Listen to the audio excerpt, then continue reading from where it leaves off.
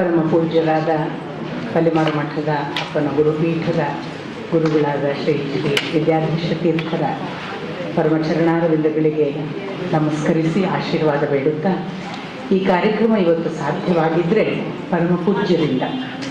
ನಾನು ಬೆಳಿಗ್ಗೆ ಒಂದು ಮಾತನ್ನು ಪ್ರಾಸ್ತಾವಿಕವಾಗಿ ಹೇಳಿದೆ, ಇಲ್ಲೊಂದು ಕಾರ್ಯಕ್ರಮ ಮಾಡಬೇಕು ಅಂತ ಯೋಚನೆ ಬಂತು ಅಂತ. ಬಂದ ತಕ್ಷಣ ಪ್ರಥಮದಲ್ಲಿ ನಾನು ಪೂಜ್ಯರನ್ನೇ ಸಂಪರ್ಕಿಸಿದ್ದು. ಹೀಗೆ ಮಾಡಬೇಕು ಅಂತ ಅನಿಸಿದೆ. ಸ್ವಾಮೀಜಿ, ತಾವು ಭಾಗವತ ಹೇಳಬಹುದಾದರೆ ಮಾತ್ರ ಈ ಕಾರ್ಯಕ್ರಮ ಮಾಡ್ತೇವೆ ಅಂತ. ಸ್ವಾಮೀಜಿ, ಇಲ್ಲಿ ಚಾತುರ್ಮಾಸ್ಯ ಮುಗಿಸಿ ಅದೇ ಹೊರಡ್ತಾ ಇರ್ತೇನೆ, ನನ್ನ ಚಾತುರ್ಮಾಸ್ಯದ ದಿನಗಳಲ್ಲೇ ಮಾಡಬಹುದಾ ಅಂತ ಒಂದು ಯೋಚನೆಯನ್ನು ಕೇಳಿದರು. ಆಗಿನ್ನೂ ಅದು ಉಡುಪಿಯಲ್ಲಿ ಉದ್ಘಾಟನೆಯೂ ಆಗಿರೋದಿಲ್ಲ ಸ್ವಾಮೀಜಿ. ನಾವು ಆಗಸ್ಟ್ 2, 3 ಅಲ್ಲಿ ಉದ್ಘಾಟನೆ ಮಾಡುವವರಿದ್ದೇವೆ. ಹಾಗಾಗಿ ನಮಗೆ ಕಷ್ಟವಾಗಬಹುದು, ತಾವು ಏನಾದರೂ ಹೊಂದಿಸ್ಬೋದಾ ಅನ್ನುವ ನಮ್ಮ ವಿನಂತಿಗೆ ಮತ್ತೆ ತನ್ನ ಅನುಕೂಲದ 2 ವಾರಗಳನ್ನು ಅವರು ಸೂಚಿಸಿದರು. ನಮಗೆ ಎಂಥ ಸೌಭಾಗ್ಯದ ದಿನವನ್ನು ಅವರು ಪ್ರಾರಂಭ ಮಾಡಲಿಕ್ಕೆ ಕರುಣಿಸಿದ್ದಾರೆ ಅಂತ ತಮಗೆಲ್ಲ ಗೊತ್ತಾಯಿತು. ಈ ಕಾರ್ತಿಕ, ಈ ಪುಣ್ಯ ದಿನದಿಂದ ಪ್ರಾರಂಭ ಮಾಡುವುದಕ್ಕೆ ಕಾರಣಕರ್ತರು ಸ್ವಾಮೀಜಿ ಅಂತ ಅಪ್ಪನ 90ರ ನಮನವನ್ನು ಇವತ್ತು ಗಂಗಾತಟದಲ್ಲಿ ಶುಕಮುನಿಗಳು ಪರೀಕ್ಷಿತನಿಗೆ ಗಂಗಾತಟದಲ್ಲಿ ಹೇಳಿದ ಹಾಗೆ ಹೀಗೊಂದು ಗಂಗಾತಟದಲ್ಲಿ ಕುಳಿತು ಕೇಳುವ ಸೌಭಾಗ್ಯವನ್ನು ಪರಮ ಪೂಜ್ಯರು ನಮಗೆ ಈ ಬನ್ನಂಜೆ ಗೋವಿಂದಾಚಾರ್ಯ ಪ್ರತಿಷ್ಠಾನದ ಒಂದು ಕೈಂಕರ್ಯವಾಗಿ ಕೇಳಿಕೊಂಡಾಗ ಒಪ್ಪಿಕೊಂಡದ್ದಕ್ಕೆ ಮತ್ತು ವಿಶ್ವ ಬನ್ನಂಜೆ ನಮನದ ಈ 90ರ ಕಾರ್ಯಕ್ರಮಕ್ಕೆ ತಾವೆಲ್ಲ ಹೌದು ಅಂತ ಒಪ್ಪಿಕೊಂಡು ಬಂದ ಕಾರಣವಾಗಿ ಇದು ಇವತ್ತು ಇಲ್ಲಿ 7 ದಿನಗಳ ಕಾಲ ಸಾಂಗವಾಗಿ ನಡೆಯಲಿದೆ. ಪರಮ ಪೂಜ್ಯರು ತಮ್ಮ ಅಷ್ಟು ಬಿಡುವಿಲ್ಲದ ಎಲ್ಲ ಒತ್ತಡಗಳ ಮಧ್ಯೆ ಇವತ್ತೇ ಬೆಳಿಗ್ಗೆ ಬಂದಿದ್ದಾರೆ. ನಾಗಪುರ, ಮಧ್ಯಪ್ರದೇಶ ಎಲ್ಲ ಓಡಾಡಿ ನಾವು ತುಂಬ ದಣಿಸ್ತಿದ್ದೇವೆ. ನಮ್ಮನ್ನು ದಯವಿಟ್ಟು ಕ್ಷಮಿಸಬೇಕು. ಆದರೆ ನಮಗೆ ನಿಮ್ಮಂಥವರು ಹಾಗೆ ಬೇಕೇ ಬೇಕು. ಆದ್ದರಿಂದ ನಿಮ್ಮ ಒದ್ದಾಟಗಳನ್ನು ನಮ್ಮ ಮೇಲೆ ನೀವು ಕರುಣೆ ಮಾಡಿ ಎಲ್ಲ ಬದಿಗಿಟ್ಟು ಬಂದಿದ್ದೀರಿ. ನಾನು ಅಷ್ಟೂ ಜನರ ಪರವಾಗಿ ಬಹಳ ಭಕ್ತಿಪೂರ್ವಕವಾಗಿ ತಮ್ಮನ್ನು ಈ ನೆಲಕ್ಕೆ ಆಹ್ವಾನಿಸಿ ತಮ್ಮ ಮಾತುಗಳ ಪ್ರಸಾದವನ್ನು ನಮಗೆ ಉಣಬಡಿಸಬೇಕು ಅಂತ ಪ್ರಾರ್ಥಿಸಿಕೊಳ್ಳಿ.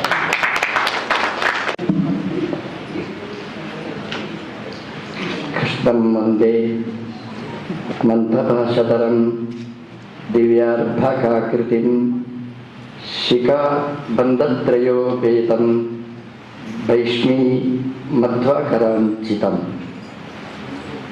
ರಾಘವ ರಾಘವ ರಾಕ್ಷಸ ಶತ್ರು ಮಾರುತಿ ವಲ್ಲಭ ಜಾನಕೀಕಾಂತ ದೇವ ನೃಸಿಂಹ ಹಿರಣ್ಯಕ ಶತ್ರು ಸರ್ವಭಯಾಂತಕ ದೈವತ ಬಂಧು ವ್ಯಾಸಾಯ ಭವನಾಶಾಯ ಶ್ರೀಶಾಯ ಗುಣರಾಶಯೇ ಹೃದಯಾಯ ಶುದ್ಧ ವಿದ್ಯಾಯ ಮಧ್ವಾಯ ಚ ನಮೋ ನಮಃ.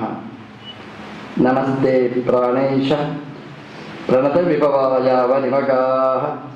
ನಮಃ ಸ್ವಾಮಿನ್ ರಾಮ ಪ್ರಿಯತಮ ಹನುಮನ್ ಗುರುಗುಣ. ನಮಸ್ತುಭ್ಯಂ ಭೀಮ ಪ್ರವದತಮ ಕೃಷ್ಣೇಷ್ಟ ಭಗವನ್.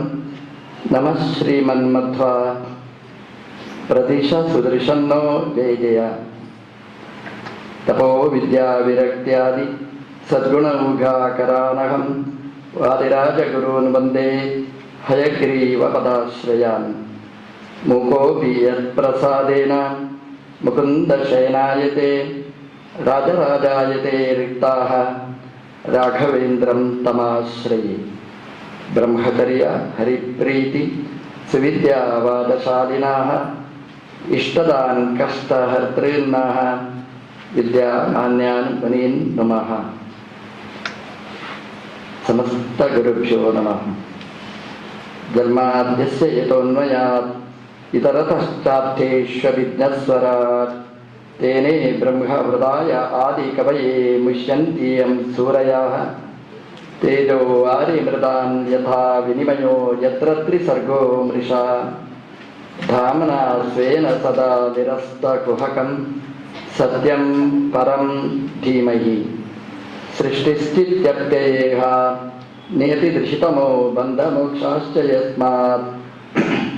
ಅಸ್ಯ ಶ್ರೀ ಬ್ರಹ್ಮ ರುದ್ರ ಪ್ರಭೃತಿ ಸುರನರ ದ್ವಿಷ ಶತ್ರಾತ್ಮಕಸ್ಯ ವಿಷ್ಣೋರ್ವ್ಯಸ್ತಾ ಸಮಸ್ತಾಃ ಸಕಲ ಗುಣನಿಧಿ ಸರ್ವದೋಷವ್ಯಪೇತ ಪೂರ್ಣ ಆನಂದೋ ವ್ಯಯೋ ಯೋ ಗುರುರಪಿ ಪರಮಃ ಚಿಂತೆಯೇ ತಮ್ಮಹಂತಂ ಯಂ ಪ್ರವ್ರಜಂತಮರುಪೇತಮಪೇತ ಕೃತ್ಯಂ ದೈಪಾಯನೋ ವಿರಹ ಕಾತರ ಆಜುಹಾವಾತ್ ಪುತ್ರೇತಿ ತನ್ಮಯತೆಯ ತರವೋಪಿ ನೇದುಃ ತಂ ಸರ್ವಭೂತ ಹೃದಯಂ ಮುನಿಮಾನತೋಸ್ಮಿ. ನಾರಾಯಣಂ ನಮಸ್ಕೃತ್ಯ ನರಂ ಚೈವ ನರೋತ್ತಮಂ ದೇವೀಂ ಸರಸ್ವತೀಂ ವ್ಯಾಸಂ ತತೋ ಗ್ರಂಥಂ ಉದೀರಯೇತ್. ಆಪಾದಮೌಲಿಪರ್ಯಂತಂ ಗುರುಣಾಂ ಕೃತಿಂ ಸ್ಮರೇತ್ ತೇನ ವಿಘ್ನಾಃ ಪ್ರಣಶ್ಯಂತಿ ಸಿದ್ಧ್ಯಂತಿ ಚ ಮನೋರಥಾಃ.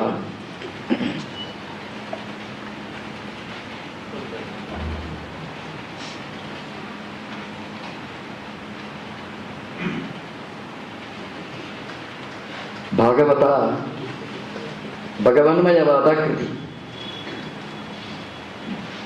ಭಗವಂತನದ್ದೇ ಸಂಕಲ್ಪ. ಭಗವದ್ಭಕ್ತರ ನೆನಪು ಮಾಡಿಕೊಳ್ಳುವಾಗ ಭಾಗವತ ತುಂಬ ಪ್ರಸ್ತುತ. ಒಂದು ದೇಶ, ಒಂದು ಕಾಲ ಸಾಮಾನ್ಯವಾಗಿ ನಮ್ಮ ಸಂಕಲ್ಪದಲ್ಲಿ ಸೇರಿರ್ತದೆ. ನಮ್ಮ ಭಾಗ್ಯ ಅಂದರೆ ಎರಡೂ ಪ್ರಶಸ್ತ. ಕಾಲನೂ ತುಂಬ ಪ್ರಶಸ್ತ, ದೇಶನೂ ಅಷ್ಟೇ ಉತ್ಕೃಷ್ಟವಾದ. ನಮ್ಮ ಸಂಕಲ್ಪದಲ್ಲಿ ಇಡೀ ದೇಶ ಕಾಲಗಳನ್ನು ನಾವು ಸಂಕಲ್ಪದಲ್ಲಿ ಸೇರಿಸಿಕೊಳ್ತೇವೆ. ನಮಗೆ ಸೇರಿಸಿಕೊಳ್ಳಿಕ್ಕಿಲ್ವೇ ಇಲ್ಲ. ಎಲ್ಲಿದ್ದೇವೆ, ಯಾವ ಕಾಲದಲ್ಲಿದ್ದೇವೆ ಅಂತ ಎರಡನ್ನು ನೆನಪಿಸಿಕೊಂಡ್ರೆ ಎರಡೂ ಅತ್ಯುತ್ಕೃಷ್ಟವಾದ. ಕಾಲ ಅಂತೂ ಅವ್ಯವಸ್ಥೆ ಮಾಡಿದ್ರಿಂದ ಇದಕ್ಕಿಂತ ಪ್ರಶಸ್ತ ಕಾಲ ಮತ್ತೊಂದಿಲ್ಲ. ನಾವು ಹೊರಟದ್ದು 5 ಗಂಟೆಗೆ ಬರಬೇಕು ಅಂತಲೇ ಹೊರಟದ್ದು, ಆದರೆ ಬಂದದ್ದು ಭಗವಂತನ ಸಂಕಲ್ಪದ ಕಾಲಕ್ಕೆ ಬಂದದ್ದು. ನಾವು ಯಾರು ವಿಳಂಬ ಮಾಡಿದ್ದಲ್ಲ, ಬುದ್ಧಿಪೂರ್ವಕವಾದ ವಿಳಂಬ ಅಲ್ಲ, ದೇವರದ್ದೇ ವ್ಯವಸ್ಥೆ. ಯಾಕೆಂತಂದರೆ ಹರಿದ್ವಾರದಿಂದ ಋಷಿಕೇಶಕ್ಕೆ ಬರಲಿಕ್ಕೆ ಒಂದು ಅರ್ಧ ಗಂಟೆ ಮ್ಯಾಕ್ಸಿಮಮ್, ನಮಗೆ 2 ಗಂಟೆ ಬೇಕಾಯಿತು. ಅಂದರೆ ನಾವು ಯಾರನ್ನು ಬೈಲಿಕ್ಕಿಲ್ಲ. ಯಾಕೆಂತಂದರೆ ಇವತ್ತಿನ ಕಾಲ ಅಷ್ಟು ಪ್ರಶಸ್ತ. ನಮಗೆ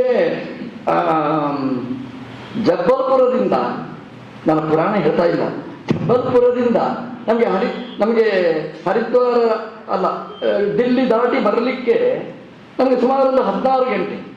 ಆದರೆ ಅದರ ಮೇಲೆ 4 ತಾಸು ಅಲ್ಲಿಂದ ಹರಿದ್ವಾರ ಮಠಕ್ಕೆ ಬರಲಿಕ್ಕೆ ಬೇಕಾಯಿತು. ಯಾಕೆಂತಂದರೆ ಹರಿದ್ವಾರದ ಜಾಗ ಅಥವಾ ಋಷಿಕೇಶದ ಜಾಗ ಅದು ಎಷ್ಟು ಇವತ್ತು ಪ್ರಶಸ್ತವಾದ ಕಾಲದಲ್ಲಿ ಇದೆ ಅಂತಂದರೆ, ಇಡೀ ಜಗತ್ತು ಇವತ್ತು ಇಲ್ಲಿಗೆ ಬರ್ತಾ ಇದೆ ಅಂತಂದರೆ ಬನ್ನಂಜೆಯವರು ನಮ್ಮನ್ನು ಇಲ್ಲಿಗೆ ಇವತ್ತು ನಮ್ಮನ್ನು ಸೇರಿಸಿದ್ದಾರೆ ಅಂತಂದರೆ ನಮ್ಮೆಲ್ಲರ ಇದು ಭಾಗ್ಯ ಅಂತ ನಾವು ಚಿಂತನೆ ಮಾಡಬೇಕಾಗ್ತದೆ. ಕಾಲನೂ ಹಾಗೆ, ಹೇಗೆ ಕಾಲ ಹಾಗೆ ದೇಶನೂ ಹಾಗೆ. ಋಷಿಕೇಶ ಅಂತ, ಋಷಿಕೇಶ ಅಂತಂದರೆ ಕೇಶ, ಕೇಶ ಅಂದರೆ ತಲೆಯ ಭಾಗ, ಋಷಿಗಳ ತಲೆಯ ಭಾಗ. ನಾವು ಸಾಮಾನ್ಯವಾಗಿ ಚಿಂತನೆ ಮಾಡುವಂತಹದ್ದು 3 ಉತ್ತಮಾಂಗ ಅಂತ ಸಂಸ್ಕೃತದಲ್ಲಿ ಹೆಸರು ತಲೆಗೆ. ಋಷಿಗಳ ಕೇಶ ಅಂತಂದರೆ ಅತ್ಯುತ್ತಮವಾದ ಅಂಗ ಅಂತ. ಅಂದರೆ ನಮ್ದು ಯಾರಿಗಾದರೂ ಬೈಯುವುದಾದರೆ ಇದೇ ಶಬ್ದ ಬೈಯುವುದು, ತಲೆ ಸರಿ ಇಲ್ವಾ ನಿನಗೆ ಅಂತ. ಕೈ ಸರಿ ಇಲ್ವಾ, ಕಾಲು ಸರಿ ಇಲ್ವಾ ಅಂತ ಕೇಳೋದಿಲ್ಲ. ತಲೆ ಒಂದು ಸರಿ ಇದ್ದರೆ ಎಲ್ಲ ಸರಿ ಇರ್ತದೆ ಅಂತ. ಹಾಗಾಗಿ ಋಷಿಕೇಶ ಅಂತ. ಅಥವಾ ಅದು ಋಷಿಕೇಶನೂ ಇರ್ಬೋದು, ವಿದ್ವಾಂಸರಲ್ಲಿಯೇ ಚರ್ಚೆ ಇದೆ. ಋಷಿಕ ಅಂದರೆ ಇಂದ್ರಿಯಗಳು, ಅವುಗಳಿಗೆ ಈಶ. ಇದಕ್ಕಿಂತ ಒಳ್ಳೆಯ ಜಾಗ ಯಾವುದಿದೆ? ನಮ್ಮ ಇಂದ್ರಿಯಗಳಿಗೆ ಸರಿಯಾದಂತಹ ಒಡೆತನ ಕೊಡತಕ್ಕಂತಹದ್ದು ಇವತ್ತು ಈ ಪುಣ್ಯ ಭೂಮಿ ಗಂಗೆ ಒಂದು ಕಡೆ ಹರಿತಾ ಇದ್ದಾಳೆ. ನಮ್ಮ ಸನಾತನ ಧರ್ಮಕ್ಕೆ ಒಂದು ಒಳ್ಳೆಯ ನಿದರ್ಶನವಾಗಿ ಗಂಗೆ ಹರಿತಾ ಇದ್ದಾಳೆ. 2 ಪರಮ ಪಾವನವಾದ ವಸ್ತುಗಳು, ಒಂದು ಗಂಗಾದೇವಿ, ಇನ್ನೊಂದು ಭಾಗವತ. 2 ಬದರಿಯಿಂದಲೇ ಹೊರಟು ಬಂದದ್ದು. ಒಂದು ಭಗವಂತನ ಪಾದದಿಂದ ಹರಿದು ಬಂದರೆ, ಮತ್ತೊಂದು ಭಗವಂತನ ಪದಗಳಿಂದ ಹರಿದು ಬಂದದ್ದು. ಭಗವಂತನ ಪಾದದಿಂದ ಹರಿದು ಬಂದದ್ದು ಗಂಗೆಯಾದರೆ, ಭಗವಂತನ ಪದದಿಂದ ಮೂಡಿ ಬಂದದ್ದು ಶ್ರೀಮದ್ ಭಾಗವತ ಗಂಗೆ ಅನ್ನುವಂಥದ್ದು. ಹಾಗಾಗಿ ಇದೇ ಗಂಗೆ ಹರಿತಾ ಇದ್ದಾಳೆ. ಇದರಲ್ಲಿಯೇ ಭಾಗವತ ಗಂಗೆಯು ಇದೇ ಜಾಗದಲ್ಲೇ ಹರಿದು ಬಂದದ್ದು. ಶುಕಾಚಾರ್ಯರು ಉಪದೇಶ ಮಾಡುವ ಜಾಗ ಇನ್ನೂ ಮುಂದೆ ಇದೆ, ಶುಕಸ್ಥಳ. ನಾವು ಅದರ ಮಧ್ಯದಲ್ಲೇ ನಾವು ಸೇರಿದ್ದೇವೆ. ಶುಕಾಚಾರ್ಯರು ಭಾಗವತವನ್ನು ಹಿಡ್ಕೊಂಡು ಹೋಗುವಾಗ ಶುಕಾಚಾರ್ಯರೇ ಸ್ವಲ್ಪ ನಿಲ್ಲಿಸಿ ಭಾಗವತವನ್ನು ಕೇಳುವ ಸುಯೋಗ ನಮಗೆ ಈ ಋಷಿಕೇಶದಲ್ಲಿ ನಮಗೆ ಸಿಕ್ಕಿರತಕ್ಕಂಥದ್ದು. ಒಂದು ದೇಶ, ಒಂದು ಕಾಲ. ಇನ್ನೊಂದು, ಭಾಗವತಕ್ಕೋಸ್ಕರ ತನ್ನ ಜೀವನವನ್ನು ಮುಡುಪಾಗಿಟ್ಟವರು ಧನಂಜಯವರು. ಒಂದು ಭಾಗವತದಲ್ಲಿ ಎಷ್ಟು ಕೆಲಸ ಮಾಡಿದ್ದಾರೆ ಅಂತಂದ್ರೆ, ಒಂದು ವಿದ್ವಾಂಸರು ತಲೆ ಕೆಡಿಸಿಕೊಳ್ಳಬೇಕಾದಷ್ಟು ಸಂಗತಿಗಳಿವೆ. ಒಂದು ಭಾಗವತ ತಾತ್ಪರ್ಯ, ಅದರ ಬಗ್ಗೆ ಅವರೊಂದು ಫುಟ್ನೋಟ್ಸ್ ಬರೆದಿದ್ದಾರೆ. ಅದನ್ನು ಒಬ್ಬ ವಿದ್ವಾಂಸ ಅಥವಾ ಒಬ್ಬ ಸಹೃದಯ ಓದಿದರೆ ಸಾಕು, ಭಾಗವತ ಎಷ್ಟು ದೊಡ್ಡದು ಅನ್ನುವಂತಹದ್ದು ನಮಗೆ ಕಲ್ಪನೆಗೆ ಬರುವಂತಹದ್ದು. ಇಡೀ ಜೀವನವನ್ನು ಭಾಗವತಕ್ಕೋಸ್ಕರ ಮೀಸಲಾಗಿಟ್ಟವರ ನವತಿಯನ್ನು ಇಲ್ಲಿ ಆಚರಣೆ ಮಾಡ್ತೇವೆ ಅಂತಂದ್ರೆ, ಭಾಗವತರ ಸಂಗಮ ಒಂದು ರೀತಿಯಲ್ಲಿ ಅರ್ಥಪೂರ್ಣ ಅಂತ ಹೇಳ್ತಾ, ಭಾಗವತ ದೇವರು ಮಾಡಿದ ಗ್ರಂಥ. ಎಲ್ಲವೂ ದೇವರು ಮಾಡಿದ್ದೆ, ಆದರೆ ಆ ಹೆಸರು ಇಲ್ಲ ಯಾವುದಕ್ಕೂ. ಈ ಭಾಗವತಕ್ಕೆ ಶ್ರೀಮದ್ ಭಾಗವತ, ಭಗವಂತ ನಿರ್ಮಾಣ ಮಾಡಿದ ಗ್ರಂಥ ಇದು ಅಂತ. ಭಗವಂತನ ಬಗ್ಗೆನೇ ಇಲ್ಲಿ ಹೇಳಿದ್ದು. ನನ್ನ ಪರಿಚಯ ಬೇಕಾದರೆ ನೀವು ಯಾರ ಹತ್ರನೋ ಕೇಳಿದ್ರೆ ನನ್ನ ಪರಿಚಯ ಆಗುವುದಿಲ್ಲ. ನನ್ನ ಹತ್ರ ನೀವು ಕೇಳಬೇಕು, ನಿಮ್ಮ ಪರಿಚಯ ಏನು ಸ್ವಾಮಿ ಅಂತ ಹೇಳಿದ್ರೆ ನನ್ನ ಹೆಸರು ಸರಿಯಾಗಿ ಹೇಳ್ತೇನೆ. ದೇವರ ಪರಿಚಯ ನಮಗೆ ಆಗ್ಬೇಕಾದ್ರೆ ನಾವು ಯಾರ ಹತ್ರನೋ ಕೇಳುವುದಲ್ಲ, ನೇರ ದೇವರ ಹತ್ರನೇ ಕೇಳಬೇಕು. ದೇವರ ನಿನ್ನ ಪರಿಚಯ ಹೇಳು. ಹಾಗಾಗಿ ಭಗವಂತನ ಪರಿಚಯಾತ್ಮಕವಾದ ಕೃತಿ, ಭಗವಂತನೇ ತಾನು ಹೇಳಿರ್ತಕ್ಕ ಗ್ರಂಥ ಅದು ಭಾಗವತ, ಶ್ರೀಮದ್ ಭಾಗವತ. ಹಾಗಾಗಿ ಭಗವಂತನದ್ದೇ ಮಾತುಗಳು ಶ್ರೀಮದ್ ಭಾಗವತದಲ್ಲಿ ಮೂಡಿ ಬಂದಿರತಕ್ಕಂಥದ್ದು. ಹಾಗಾಗಿ ಇದು ಭಾಗವತ. ಭಗವಂತನ ಭಕ್ತರ ಕಥೆ ಇದರಲ್ಲಿ ತುಂಬಿಕೊಂಡಿದೆ. ಚರಿತಂ ವೈಷ್ಣವಾನಂತೂ ವಿಷ್ಣುದ್ರೇಕಾಯ ಕಥ್ಯತೆ ಅಂತ. ಭಕ್ತರ ಕಥೆ ಅಂತಂದ್ರೆ ಅದು ಭಗವಂತನದ್ದೇ ಕಥೆ. ಭಗವಂತನ ಭಕ್ತರು ಹೇಗಿರ್ತಾರೆ, ಅವ್ರು ಹೇಗೆ ಆಗ್ತಾರೆ, ಆ ಕಥೆಯನ್ನೊಂದ್ಸಲ ಕೇಳಿದರೆ ಅದು ಭಗವಂತನ ಕಥೆಯಲ್ಲಿಯೇ ಅದು ಪರ್ಯವಸಾನ ಆಗುವಂಥದ್ದು. ಹಾಗಾಗಿ ಇದು ಭಾಗವತ. ಒಂದು 10 ಬಾರಿ ಭಾಗವತ ಭಾಗವತ ಭಾಗವತ ಅಂತ ಹೇಳಿದರೆ ಅದು ಭಗವನ್ಮಯವಾದದ್ದೇ ಶಬ್ದಗಳ ಸುರಿಮಳೆ ಆಗಿಬಿಡುತ್ತದೆ. ಮತ್ತೇನು ಹೇಳಲಿಕ್ಕಿಲ್ಲ ಇಲ್ಲಿ. 7 ದಿನದಲ್ಲಿ ಹೇಳುವುದೇನೆಂದರೆ ಭಾಗವತ ಭಾಗವತ ಭಾಗವತ ಅಂತ ಹೇಳಿದರೆ ಅದು ಭಾಗವತ ಮಂಗಳ ಆಗಿ ಬಿಡುತ್ತದೆ. ವೇದವ್ಯಾಸ ದೇವರು ಮಂಗಳ ಪದ್ಯವನ್ನು ರಚಿಸಿ ನಮಗೆ ಮಾರ್ಗದರ್ಶನ ಮಾಡಿದ್ದಾರೆ. ಭಾಗವತದಲ್ಲಿ ಏನಿದೆ, ಸತ್ಯಂ ಪರಂ ಧೀಮಹಿ ಅಂತ ಅಲ್ಲಿ ಒಳ್ಳೆಯ ಶಬ್ದವನ್ನು ಇಟ್ಟಿದ್ದಾರೆ. ಇವತ್ತಿನ ವೈಯಾಕರಣರ ಹತ್ರ ಹೋಗಿ ಕೇಳಿದರೆ ಇದಕ್ಕೆ ಮಾರ್ಕ್ ಹಾಕುವುದಿಲ್ಲ. ಯಾಕೆ ಧೀಮಹಿ ಅನ್ನುವ ಶಬ್ದ ಅವರ ಕೋಶದಲ್ಲಿ ಇಲ್ಲ. ಇದು ವೈದಿಕವಾದ ಶಬ್ದ, ಗಾಯತ್ರಿ ಚಿಂತನೆ ಮಾಡುವವರಿಗೆಲ್ಲ ಗೊತ್ತು.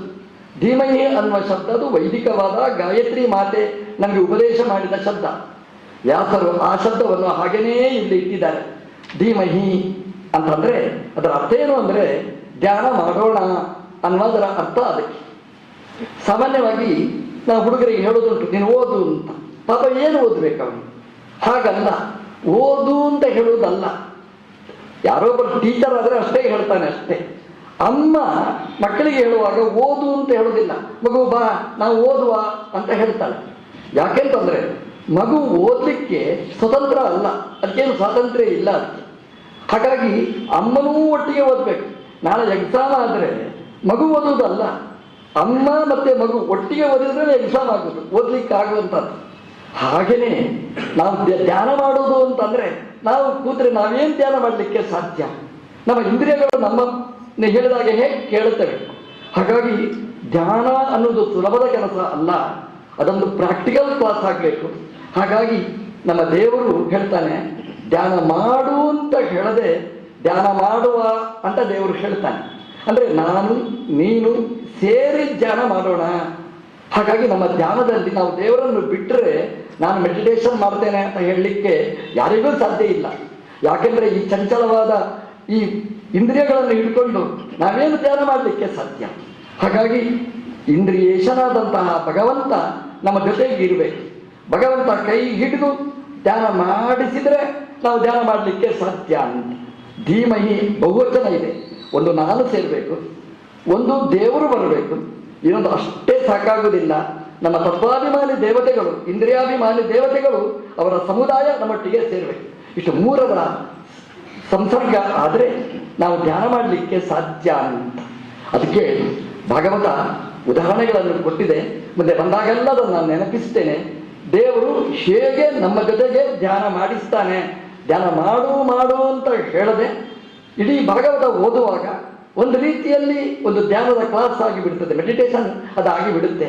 ಭಗವಂತ ಧ್ಯಾನದ ಲೋಕಕ್ಕೆ ನಮ್ಮನ್ನು ಕರ್ಕೊಂಡು ಹೋಗ್ತಾನೆ. ಇದು ಹೇಗೆ ಅನ್ನೋದನ್ನು ನಾವು ಭಾಗವತದಲ್ಲಿ ಅಲ್ಲಲ್ಲಿ ನಾವು ನೋಡಬಹುದು. ಹಾಗಾಗಿ ಧ್ಯಾನ ಮಾಡುವ ಅಂತ ಹೇಳ್ತಾನೆ. ಇದೊಂದು ಬರೀ ಕತೆ ಅಷ್ಟೇ ಅಲ್ಲ, ಕಥೆಯ ಹಿನ್ನೆಲೆಯಲ್ಲಿ ನಮ್ಮ ಜೀವನದ ವ್ಯಥೆಯನ್ನು ಪರಿಹಾರ ಮಾಡುವ ಒಂದು ಸುಂದರವಾದಂತಹ ಭಗವಂತನ ಲೋಕಕ್ಕೆ ಕರ್ಕೊಂಡು ಹೋಗುವ ಒಂದು ಧ್ಯಾನದ ಚಿಂತನೆ ಶ್ರೀಮದ್ ಭಾಗವತದಲ್ಲಿದೆ. ಹಾಗಾಗಿ ಆರಂಭದಲ್ಲಿ ದೇವರು ತನ್ನ ಪರಿಚಯವನ್ನು ಹೇಳ್ತಾ ನಮಗೆ ಧ್ಯಾನಕ್ಕೆ ಬೇಕಾದ ಮಾಹಿತಿಗಳನ್ನು ಮೊದಲು ನೀಡಿರ್ತಾನೆ. ನಾವು ಏನು ಅಂತ ಧ್ಯಾನ ಮಾಡಬೇಕು, ಯಾವುದೋ ಒಂದು ರೂಪ ಅಷ್ಟೇ ಅಲ್ಲ, ಗುಣಗಳ ಚಿಂತನೆ ಅನುಸಂಧಾನ ಮಾಡಬೇಕು ಅನ್ನೋದನ್ನು ತೋರಿಸ್ತಾನೆ. ಅದು ಹೇಗೆ ಅಂತಂದ್ರೆ, ಭಗವಂತ ಅಂದರೆ ಯಾರು? ಜನ್ಮಾದ್ಯಸ್ಯ ಯತಃ, ಜನ್ಮಾದಿಗಳನ್ನು ಯಾರು ಕೊಡ್ತಾನೆ ಅದು ಭಗವಂತ ಅಂತ. ಇದೊಂದು ನಮಗೆ ಪ್ರಶ್ನೆ, ಜನ್ಮ ಯಾರು ಕೊಡ್ತಾನೆ ಅಂತ. ಸಾಮಾನ್ಯವಾಗಿ ನಮ್ಮಲ್ಲೆಲ್ಲ ನಮ್ಮದು ಸರ್ಟಿಫಿಕೇಟ್ ಎಲ್ಲ ಬರೆದಿರ್ತಾರೆ, ಜನ್ಮ ಕೊಟ್ಟವಳು ಜನ್ಮ ಕೊಟ್ಟವ ಬರೆದಿರ್ತಾರೆ. ಸುಮ್ಮನೆ ನಂಬಿಕೆ ವಾಸ್ತೆ ಅಂತ ಹೇಳ್ತೇವಲ್ಲ ಅಷ್ಟೇ. ಅಲ್ಲ, ಅಪ್ಪನಿಗಾಗಲಿ ಅಮ್ಮನಿಗಾಗಲಿ ಈ ಮಗುವಿನ ಜನನದಲ್ಲಿ ಸ್ವಾತಂತ್ರ್ಯ ಇಲ್ಲವೇ ಇಲ್ಲ. ಅಮ್ಮನ ಹತ್ರನೇ ಕೇಳಿ, ಅಪ್ಪನ ಹತ್ರನೇ ಕೇಳಿ. ಅವರು ತೀರ್ಮಾನ ಮಾಡಿದ್ರು ಗಂಡು ಮಗು ಆಗಬೇಕು ಅಂತ, ಆದ್ದು ಹೆಣ್ಣು ಮಗು ಯಾಕೆಂತ ಕೇಳಿ. ಅವರದೇ ಸ್ವಾತಂತ್ರ್ಯ ಅಂತಾದ್ರೆ ಎಂಥ ಮಗು ಬೇಕೋ ಅಂಥದ್ದೇ ಮಗು ಬರಬೇಕಾಗಿತ್ತು. ಅದು ಯಾಕೆ ಬರಲಿಲ್ಲ? ಅವರು ಬಯಸಿದ್ದಲ್ಲ, ಬಯಸದೇ ಇದ್ದದ್ದು ಬಂತು. ಅದು ಯಾಕೆ ಬಂತು? ಮಗು ನಾನು ಹೇಳಿದಾಗ ಕೇಳುವ ಮಗು ಬೇಕು ಅಂತ ಬಯಸಿರ್ತಾರೆ. ಪುಣ್ಯಕ್ಕೆ ಅಪ್ಪಮ್ಮನ ಕೈ ಮೀರಿ ನಿಂತಿರ್ತದೆ ಆ ಮಗುವಿನ ವ್ಯವಸ್ಥೆಗಳು. ಅದು ಯಾಕೆ? ಮೊದಲೇ ವ್ಯಾಸರು ಹೇಳಿದರು, ಜನ್ಮಾದ್ಯಸ್ಯ ಯತೋನ್ವಯಾತ್, ಜನ್ಮಾದಿಗಳನ್ನು ಕೊಡುವವ ನಾವಲ್ಲ, ನಮ್ಮನ್ನು ಕೈ ಮೀರಿ ನಿಂತ ಒಂದು ಶಕ್ತಿ ಇದೆ, ಅದು ಭಗವಂತ. ಅವನೇ ಈ ಜನ್ಮಾದಿಗಳನ್ನು ಕೊಡುವವ. ಯಾವಾಗ ಹುಟ್ಟಬೇಕು, ಯಾರಿಗೆ ಎಲ್ಲಿ ಹುಟ್ಟಬೇಕು, ಅದೆಲ್ಲ ವ್ಯವಸ್ಥೆಗಳು. ಹಾಗಾಗಿ ನಮ್ಮ ಹುಟ್ಟಿನಿಂದ ಆರಂಭ ಮಾಡಿ ಸೃಷ್ಟಿ, ಸ್ಥಿತಿ, ಸಂಹಾರ, ನಿಯಮನ, ಜ್ಞಾನ, ಅಜ್ಞಾನ, ಬಂಧ, ಮೋಕ್ಷ, ಸೃಷ್ಟಿಯಾದಿ ಅಷ್ಟಕ ಅಂತ ಕರೀತಾರೆ. ಇದನ್ನು ಯಾರು ಕೊಡ್ತಾನೆ ಅವನನ್ನು ದೇವರು ಅಂತ ಹೇಳಿ. ಅದಕ್ಕೊಂದು ಉದಾಹರಣೆ ಶ್ರೀಮದ್ಭಾಗವತ. ಉದಾಹರಣೆಗೆ ಒಂದು ಪರೀಕ್ಷಿತ್. ಆ ಪರೀಕ್ಷಿತನ ಕಥೆಯನ್ನು ನಾವು ಒಂದ್ಸಲ ಅನುಸಂಧಾನ ಮಾಡಿದರೆ, ಭಗವಂತ ಎಲ್ಲವನ್ನೂ ಕೊಡುವವ. ಗಾಯತ್ರಿ ಹೇಳ್ತಾಳೆ ನೋಡಿ, ಗಾಯತ್ರಿ ಮಾತೆ ಹೇಳ್ದಕ್ಕ ಮಾತು ಸವಿತುರು ಅಂತ ಹೇಳ್ತಾಳೆ. ಇಡೀ ಜಗತ್ತನಿಗೆ ಬೇಕಾದ್ದನ್ನೆಲ್ಲ ಕೊಡುವವ ಅದು ಭಗವಂತ ಅಂತ. ಪರೀಕ್ಷಿತಿನ ಜನ್ಮ ನಾವು ಚಿಂತನೆ ಮಾಡಿದರೆ, ಮಗು ಒಳಗಿಂದಲೇ ಸುಟ್ಟು ಬೂದಿಯಾಗಬೇಕಾಗಿತ್ತು, ಒಳಗಿನಿಂದಲೇ ಕರ್ಕಲಾಗಬೇಕಾಗಿತ್ತು. ಅಶ್ವತ್ಥಾಮಾಚಾರ್ಯರ ಬ್ರಹ್ಮಶಿರಾಸ್ತ್ರದಿಂದ ನಮ್ಮ ದೇವರು ತಾಯಿಯ ಉತ್ತರೆಯ ಪ್ರಾರ್ಥನೆಯನ್ನು ಮನ್ನಿಸಿ ಗರ್ಭದೊಳಗೆ ಪ್ರವೇಶ ಮಾಡಿ ಭಗವಂತ ಬೆಂಕಿಯ ಜೊತೆಗಲ್ಲ, ಅಶ್ವತ್ಥಾಮಾಚಾರ್ಯರ ಬ್ರಹ್ಮಶಿರಾಸ್ತ್ರದ ವಿರುದ್ಧವಾಗಿ ಹೋರಾಡಿ ಆ ಮಗುವನ್ನು ಉಳಿಸಿದರು ನೋಡಿ. ಜನ್ಮ ಕೊಟ್ಟವರು ಯಾರು? ಅಭಿಮನ್ಯುವೆಯ? ಉತ್ತರಾದೇವಿಯ? ಯಾರು ಕೊಟ್ಟದ್ದು? ಒಳಗೆ ಆ ಭಗವಂತ ಉಳಿಸಿದ್ರಿಂದ ಆ ಮಗು ಉಳಿಯಿತು. ಮಗು ಹುಟ್ಟಿತು, ಹುಟ್ಟುವಾಗ ಸತ್ತು ಹುಟ್ಟಿತು ಅಂತ ಭಾಗವತ ಹೇಳುತ್ತೆ. ನಮ್ಮ ದೇವರು ಬಂದ ಬದುಕಿಸಿದ. ದೇವರ ಕಥೆ ಹೇಗೆ ಅಂತಂದ್ರೆ, ಇದು ಚಾಲೆಂಜ್, ಪ್ರಪಂಚದಲ್ಲೇ ಚಾಲೆಂಜ್. ಬರೀ ಹುಟ್ಟಿಸುವುದು ಅಷ್ಟೇ ಅಲ್ಲ, ಸತ್ತವರನ್ನು ಹುಟ್ಟಿಸುವುದು ಇದು ಭಗವಂತನ ಸಾಮರ್ಥ್ಯ. ಕೃಷ್ಣನ ಕಥೆ, ಬೇರೆ ಬೇರೆ ಕಥೆಗಳನ್ನು ನೀವು ನೋಡಿದರೆ ಗೊತ್ತಾಗುತ್ತೆ. ದೇವರು ಬದುಕಿಸುವುದು ಅಂದ್ರೆ ಇಂಥವರನ್ನೇ, ಸತ್ತವರನ್ನು ಬದುಕಿಸ್ತಾನೆ. ಇದು ಜನ್ಮ ಕೊಡುವುದು ಅಂದ್ರೆ ಇದು. ದೇವರು ಸಂದೀಪಿನಿ ಆಶ್ರಮಕ್ಕೆ ಹೋಗ್ತಾನೆ ಅಧ್ಯಯನಕ್ಕೆ ಅಂತ. ಅಧ್ಯಯನ ಎಲ್ಲ ಮುಗೀತಾರೆ. ಮುಗಿದ ಮೇಲೆ ಗುರುದಕ್ಷಿಣೆಯನ್ನು ಕೇಳ್ತಾನೆ ದೇವರು. ನನಗೇನು ಬೇಡ, ಮನೆಯವರ ಹತ್ರ ಕೇಳಿ. ಇದೊಂದು ಕ್ರಮ. ನಮಗೆ ಕೇಳಲಿಕ್ಕೆ ಆಗದಿದ್ದವರು ತನ್ನು ನಮಗೆ ಬೇಕಾದವರ ಹತ್ರ ಕೇಳಿಸುವಂತಹದ್ದು. ಮನೆಯವರ ಹತ್ರ ಕೇಳಿ. ಮನೆಯವರು ಕೇಳಿದ ಕೃಷ್ಣ, ಅಮ್ಮ ಗುರುದಕ್ಷಿಣೆ ಕೊಡಬೇಕು, ಏನು ಕೊಡ್ಲಿ? ಆ ತಾಯಿ ಎಂಥ ಚಿಂತಕಿ ಅಂತಂದ್ರೆ, ಕೇಳಿದ್ರೆ ಅಂಥದ್ದನ್ನು ಕೇಳಬೇಕು, ದೇವರು ಅಂತ ಗೊತ್ತಾಗಬೇಕು ಅಂತ. ಅವಳು ಕೇಳ್ತಾಳೆ, ನನ್ನ ಮಕ್ಕಳು ಸಮುದ್ರದಲ್ಲಿ ಸತ್ತು ಹೋಗಿದ್ದಾರೆ, ನನಗೆ ತಂದು ಕೊಡು. ದೇವರು ಆಗುವುದಿಲ್ಲ ಅಂತ ಹೇಳಿಲ್ಲ. ನಾವಾದ್ರೆ ಅದಾ ಅಂತ ರಾಗ ಎಳೀತಿದ್ದೆವು. ದೇವರು ಹೊರಟ, ಸಮುದ್ರಕ್ಕೆ ಹಾರಿದ, ಹಿಡ್ಕೊಂಡು ಬಂದ ಮಗುವನ್ನು. ಅಮ್ಮ ನಿನ್ನ ಕೂಸ ಅಂತ ಕೇಳಿದ. ಆ ತಾಯಿಗೆ ಎಷ್ಟು ಖುಷಿಯಾಗಿರ್ಬೇಕು. ಎರಡು, ನನ್ನ ಮಗು ಸಿಕ್ಕಿತು ಒಂದು ಖುಷಿಯಾಗಿದ್ರೆ, ತಂದು ಕೊಟ್ಟವ ಯುವ ಇನ್ನೂ ಪುಟ್ಟ ಪೋರ, ಏನಪ್ಪ ಇದು ಅದ್ಭುತ ಅಂತ ಭಗವಂತನನ್ನು ಕಂಡುವವಳು. ದೇವರದ್ದು ಜನ್ಮ ಕೊಡುವ ಕ್ರಮ ಅಂತಂದ್ರೆ ಬದುಕಿದವರಿಗೆ ಮಾತ್ರ ಬದುಕು ಕೊಡುವವ ಅಲ್ಲ, ಸತ್ತವರಿಗೂ ಬದುಕು ಕೊಡುವವ. ಇದು ಭಗವಂತನ ಚಾಲೆಂಜ್. ಇದು ದೇವತ್ವ ಅಂದ್ರೆ ಇದು. ಜನ್ಮ ಅಂದ್ರೆ ಹೀಗೆ, ಸತ್ತವರನ್ನು ಬದುಕಿಸುವಂತಹ ಶಕ್ತಿ ಅದು ಭಗವಂತನ. ತಾಯಿ ದೇವಕಿ ಬಿಡ್ತಾಳ, ಕೃಷ್ಣ ನಾನು ಕಥೆ ಕೇಳಿದ್ದೇನೆ, ನೀನು ಸತ್ತ ಮಗುವನ್ನು ತಂದುಕೊಟ್ಟಿದ್ದೀನಿ ನನ್ನ ಗುರುಗಳಿಗೆ, ನನ್ನ ಮಗುವನ್ನು ತಂದು ಕೊಡ್ತೀಯ, ಆಯ್ತಮ್ಮ ಅಂತ ಹೇಳ್ದ. ನಮ್ಮ ದೇವರು ಅಂದ್ರೆ ಹಾಗೇನೆ, ಸತ್ತವರನ್ನು ಬದುಕಿಸುವವ. ಒಂದು ರೀತಿಯಲ್ಲಿ ಸತ್ತವರು ನಾವು, ನಮ್ಮ ಜೀವನ್ನೇ ಹಾಗೆ. ಒಬ್ಬರ ಹತ್ರ ಮಾತಾಡಿ ನೀವು ಹೇಗಿದ್ದೀರಿ, ಏನ್ರಿ ಎಲ್ಲ ಸತ್ತವರು ನಾವು ಅಂತ ಹೇಳ್ತೇವೆ. ನಮ್ಮ ಈ ಸತ್ತು ಹೋದ ಬೆಂದು ಹೋದ ಈ ಜೀವನಕ್ಕೆ ಸತ್ತ ಜೀವನ ಅಂತ ಕೃಷ್ಣನ ಬಗ್ಗೆ ಹೇಳುವ ಹಾಗೇನೆ, ನಾವು ಸತ್ತ ಈ ಜೀವನಕ್ಕೆ ಮರು ಚೈತನ್ಯವನ್ನು ಕೊಡೋದಕ್ಕೆ ಶಕ್ತಿ ಇದ್ರೆ ಅದು ಭಗವಂತ ಕೃಷ್ಣ, ಅದು ಭಾಗವತ ನಮಗೆ ಪರಿಚಯ ಮಾಡಿಸಿ ಕೊಟ್ಟದ್ದು. ನೀವು ದುಃಖ ಆದಾಗ ಯಾರ್ಯಾರ ಹತ್ರನೋ ಹೋಗಿ, ರೀ ನನಗೆ ಜೀವನದಲ್ಲಿ ಕಷ್ಟ ಆಗಿದೆ, ನೊಂದಿದ್ದೇನೆ, ಸತ್ತಿದ್ದೇನೆ ಅಂತ ಹೇಳಬೇಡಿ. ಅವ್ರಿಗೆ ಖುಷಿ ಪಡ್ತಾರೆ. ಓ ಸತ್ತಿದ್ದೀರಾ ನೀವು, ಆಗ್ಲಿ ವೈಕುಂಠ ಭೋಜನ ಮಾಡೋಣ ಅಂತ ಹೇಳುತ್ತಾರೆ. ಅವರ ಹತ್ರ ಹೋಗಿ ನಿಮ್ಮ ವ್ಯಥೆಯ ಕಥೆಯನ್ನು ಹಂಚಿಕೊಳ್ಬೇಡಿ. ನಾವು ಎಲ್ಲಿ ಹೇಳಬೇಕು ಅಂತಂದ್ರೆ, ಎಲ್ಲಿ ಹೇಳಿದ್ರೆ ನಮಗೆ ಪರಿಹಾರ ಆಗುತ್ತೆ ಅಲ್ಲಿ. ಹಾಗಾಗಿ ಅಕ್ಕಪಕ್ಕದ ಮನೆಯಲ್ಲಿ ಹೇಳಬೇಡಿ, ಮೇಲಿನ ಮನೆಯಲ್ಲಿ ಹೇಳಿ. ಮೇಲಿನ ಮನೆಯ ಭಗವಂತನಿಗೆ ಈ ಕಥೆಯನ್ನು ಹೇಳಿದರೆ ನಮ್ಮ ವ್ಯಥೆ ಪರಿಹಾರ ಆಗಿ ನಮ್ಮ ಜೀವನದಲ್ಲಿ ನಾವು ಕಳ್ಕೊಂಡದ್ದನ್ನು ಮತ್ತೆ ನಾವು ಪಡೀಲಿಕ್ಕೆ ಸಾಧ್ಯ. ಜನ್ಮ ಅಂದ್ರೆ ಹಾಗೆ, ನಮಗೆ ಎಂದೆಂದೂ ಸಿಗದೇ ಇದ್ದದ್ದು ಯಾರಿಂದ ಸಿಗುತ್ತೆ? ಅದು ದೇವರು. ಪರೀಕ್ಷಿತನಿಗೆ ಜನ್ಮವನ್ನು ಕೊಟ್ಟವ ಭಗವಂತ. ಒಳಗಿನಿಂದ ಕರ್ಕೊಲಾಗಬೇಕಿತ್ತು, ಹುಟ್ಟುವಾಗಲೇ ಸತ್ತು ಹುಟ್ಟಿದ, ಅವನನ್ನು ಬದುಕಿಸಿದ. ಜನ್ಮಾದ್ಯಸ್ಯಯತ ಅಂತ ಭಾಗವತ ವ್ಯಾಖ್ಯಾನ ಮಾಡಿತು. ಇದು ಕೃಷ್ಣನ ಕಥೆಯನ್ನು ಮುಂದಕ್ಕೆ ಹೇಳ್ತಾರೆ. ಎಂಥ ಜನ್ಮ ಅಂತಂದ್ರೆ, ಸಾಮಾನ್ಯವಾಗಿ ಮಕ್ಕಳೆಷ್ಟು ಅಂತ ಕೇಳಿ, 1, 2 ಅದಕ್ಕಿಂತ ಬೆರಳ ಮೇಲೆ ಹೋಗುದೇ ಇಲ್ಲ ನಮ್ಗೆ. ಇನ್ನೂ ಒಂದು ಜನಾಂಗ ಇದೆ, ಅವ್ರ ಲೆಕ್ಕ ಇಲ್ಲದಿದ್ದಷ್ಟು ಅಂತ ಆದರೂ ಒಂದು ಬೆರಳು ಮಾಡ್ತೇವೆ. ಆದರೆ ನಮ್ಮ ದೇವರದ್ದು ಸಂಖ್ಯೆ ನೀವು ಕೇಳಿ, ಎಷ್ಟು ಮಕ್ಕಳು ಅಂತ ಕೇಳಿ. ಕೃಷ್ಣನ ಹತ್ರನೇ ಕೇಳಿದ್ರು, ಕೃಷ್ಣನಿಗೆ ಎಷ್ಟು ಮಕ್ಕಳು ಅಂತ. ದೇವರು ಹೇಳಿದ 16,108 ಹೆಣ್ಮಕ್ಕಳಲ್ಲಿ ಎಷ್ಟು ಅಂತ ಕೇಳ್ತೀಯಾ, ಅಥವಾ ಗೋಪಿಗೆಯರಲ್ಲಿ ಎಷ್ಟು ಅಂತ ಕೇಳ್ತೀಯಾ ಅಂತ. ಆ ಲೆಕ್ಕ ಕೇಳಿದ್ರೇ ನಮಗೆ ತಲೆಬಿಸಿ ಆಗುತ್ತೆ.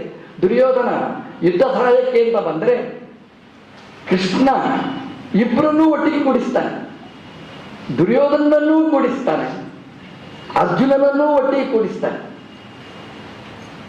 ನಿಮ್ಮ ಮನೆಗೆ ಕಾಂಗ್ರೆಸ್ನವರು ಬರ್ತಾರೆ, ಬಿಜೆಪಿಯವರು ಬರ್ತಾರೆ, ಒಟ್ಟಿಗೆ ನೀವು ಮಾತಾಡ್ತೀರಾ? ಅವ್ರು ಹೋಗ್ಲಿ ಇವರು ಬರಲಿ ಅಂತ ಬೇರೆ ಬೇರೆ ನೀವು ಮಾತಾಡಿಸ್ತೀರಿ. ನಮ್ಮ ದೇವರು ಅಂತ ಹೇಳೋದು ಅದಕ್ಕೆ, ಇಬ್ಬರನ್ನೂ ಕೂಡಿಸ್ತಾ ನಿಮ್ಗೇನಾಗಬೇಕು ಅಂತ ಕೇಳಿ. ಅವ್ರು ಹೇಳಿದ್ರು ನನಗೆ ಯುದ್ಧಕ್ಕೆ ಸಹಾಯ ಮಾಡು, ಇಬ್ಬರದ್ದು ಬೇಡಿಕೆ ಒಂದೇ. ದೇವರು ಹೇಳಿದ, ಒಂದು ಪಕ್ಷಕ್ಕೆ ನನ್ನ 10 ಲಕ್ಷ ನಾರಾಯಣಿ ಸೇನೆ ಇದೆ, ನನ್ನ ಮಕ್ಕಳಿದ್ದಾರೆ, ಅದಾಗ್ಬೋದಾ? ಆಯುಧ ಹಿಡಿದಿದ್ದ ನಾನಾಗ್ಬೋದಾ ಅಂತ. ದುರ್ಯೋಧನ ಮುಖ ಇಷ್ಟೇ ಚಿಕ್ಕದಾಯ್ತು. ಅಯ್ಯೋ ಆಯುಧ ಹಿಡಿಯುವುದಿಲ್ಲ ಒಬ್ಬ, ನನಗೆ ಬೇಡ ಅಂತ ಹೇಳಿದ. ಅವನಿಗೆ ತಲೆ ಲೆಕ್ಕ ಬೇಕು.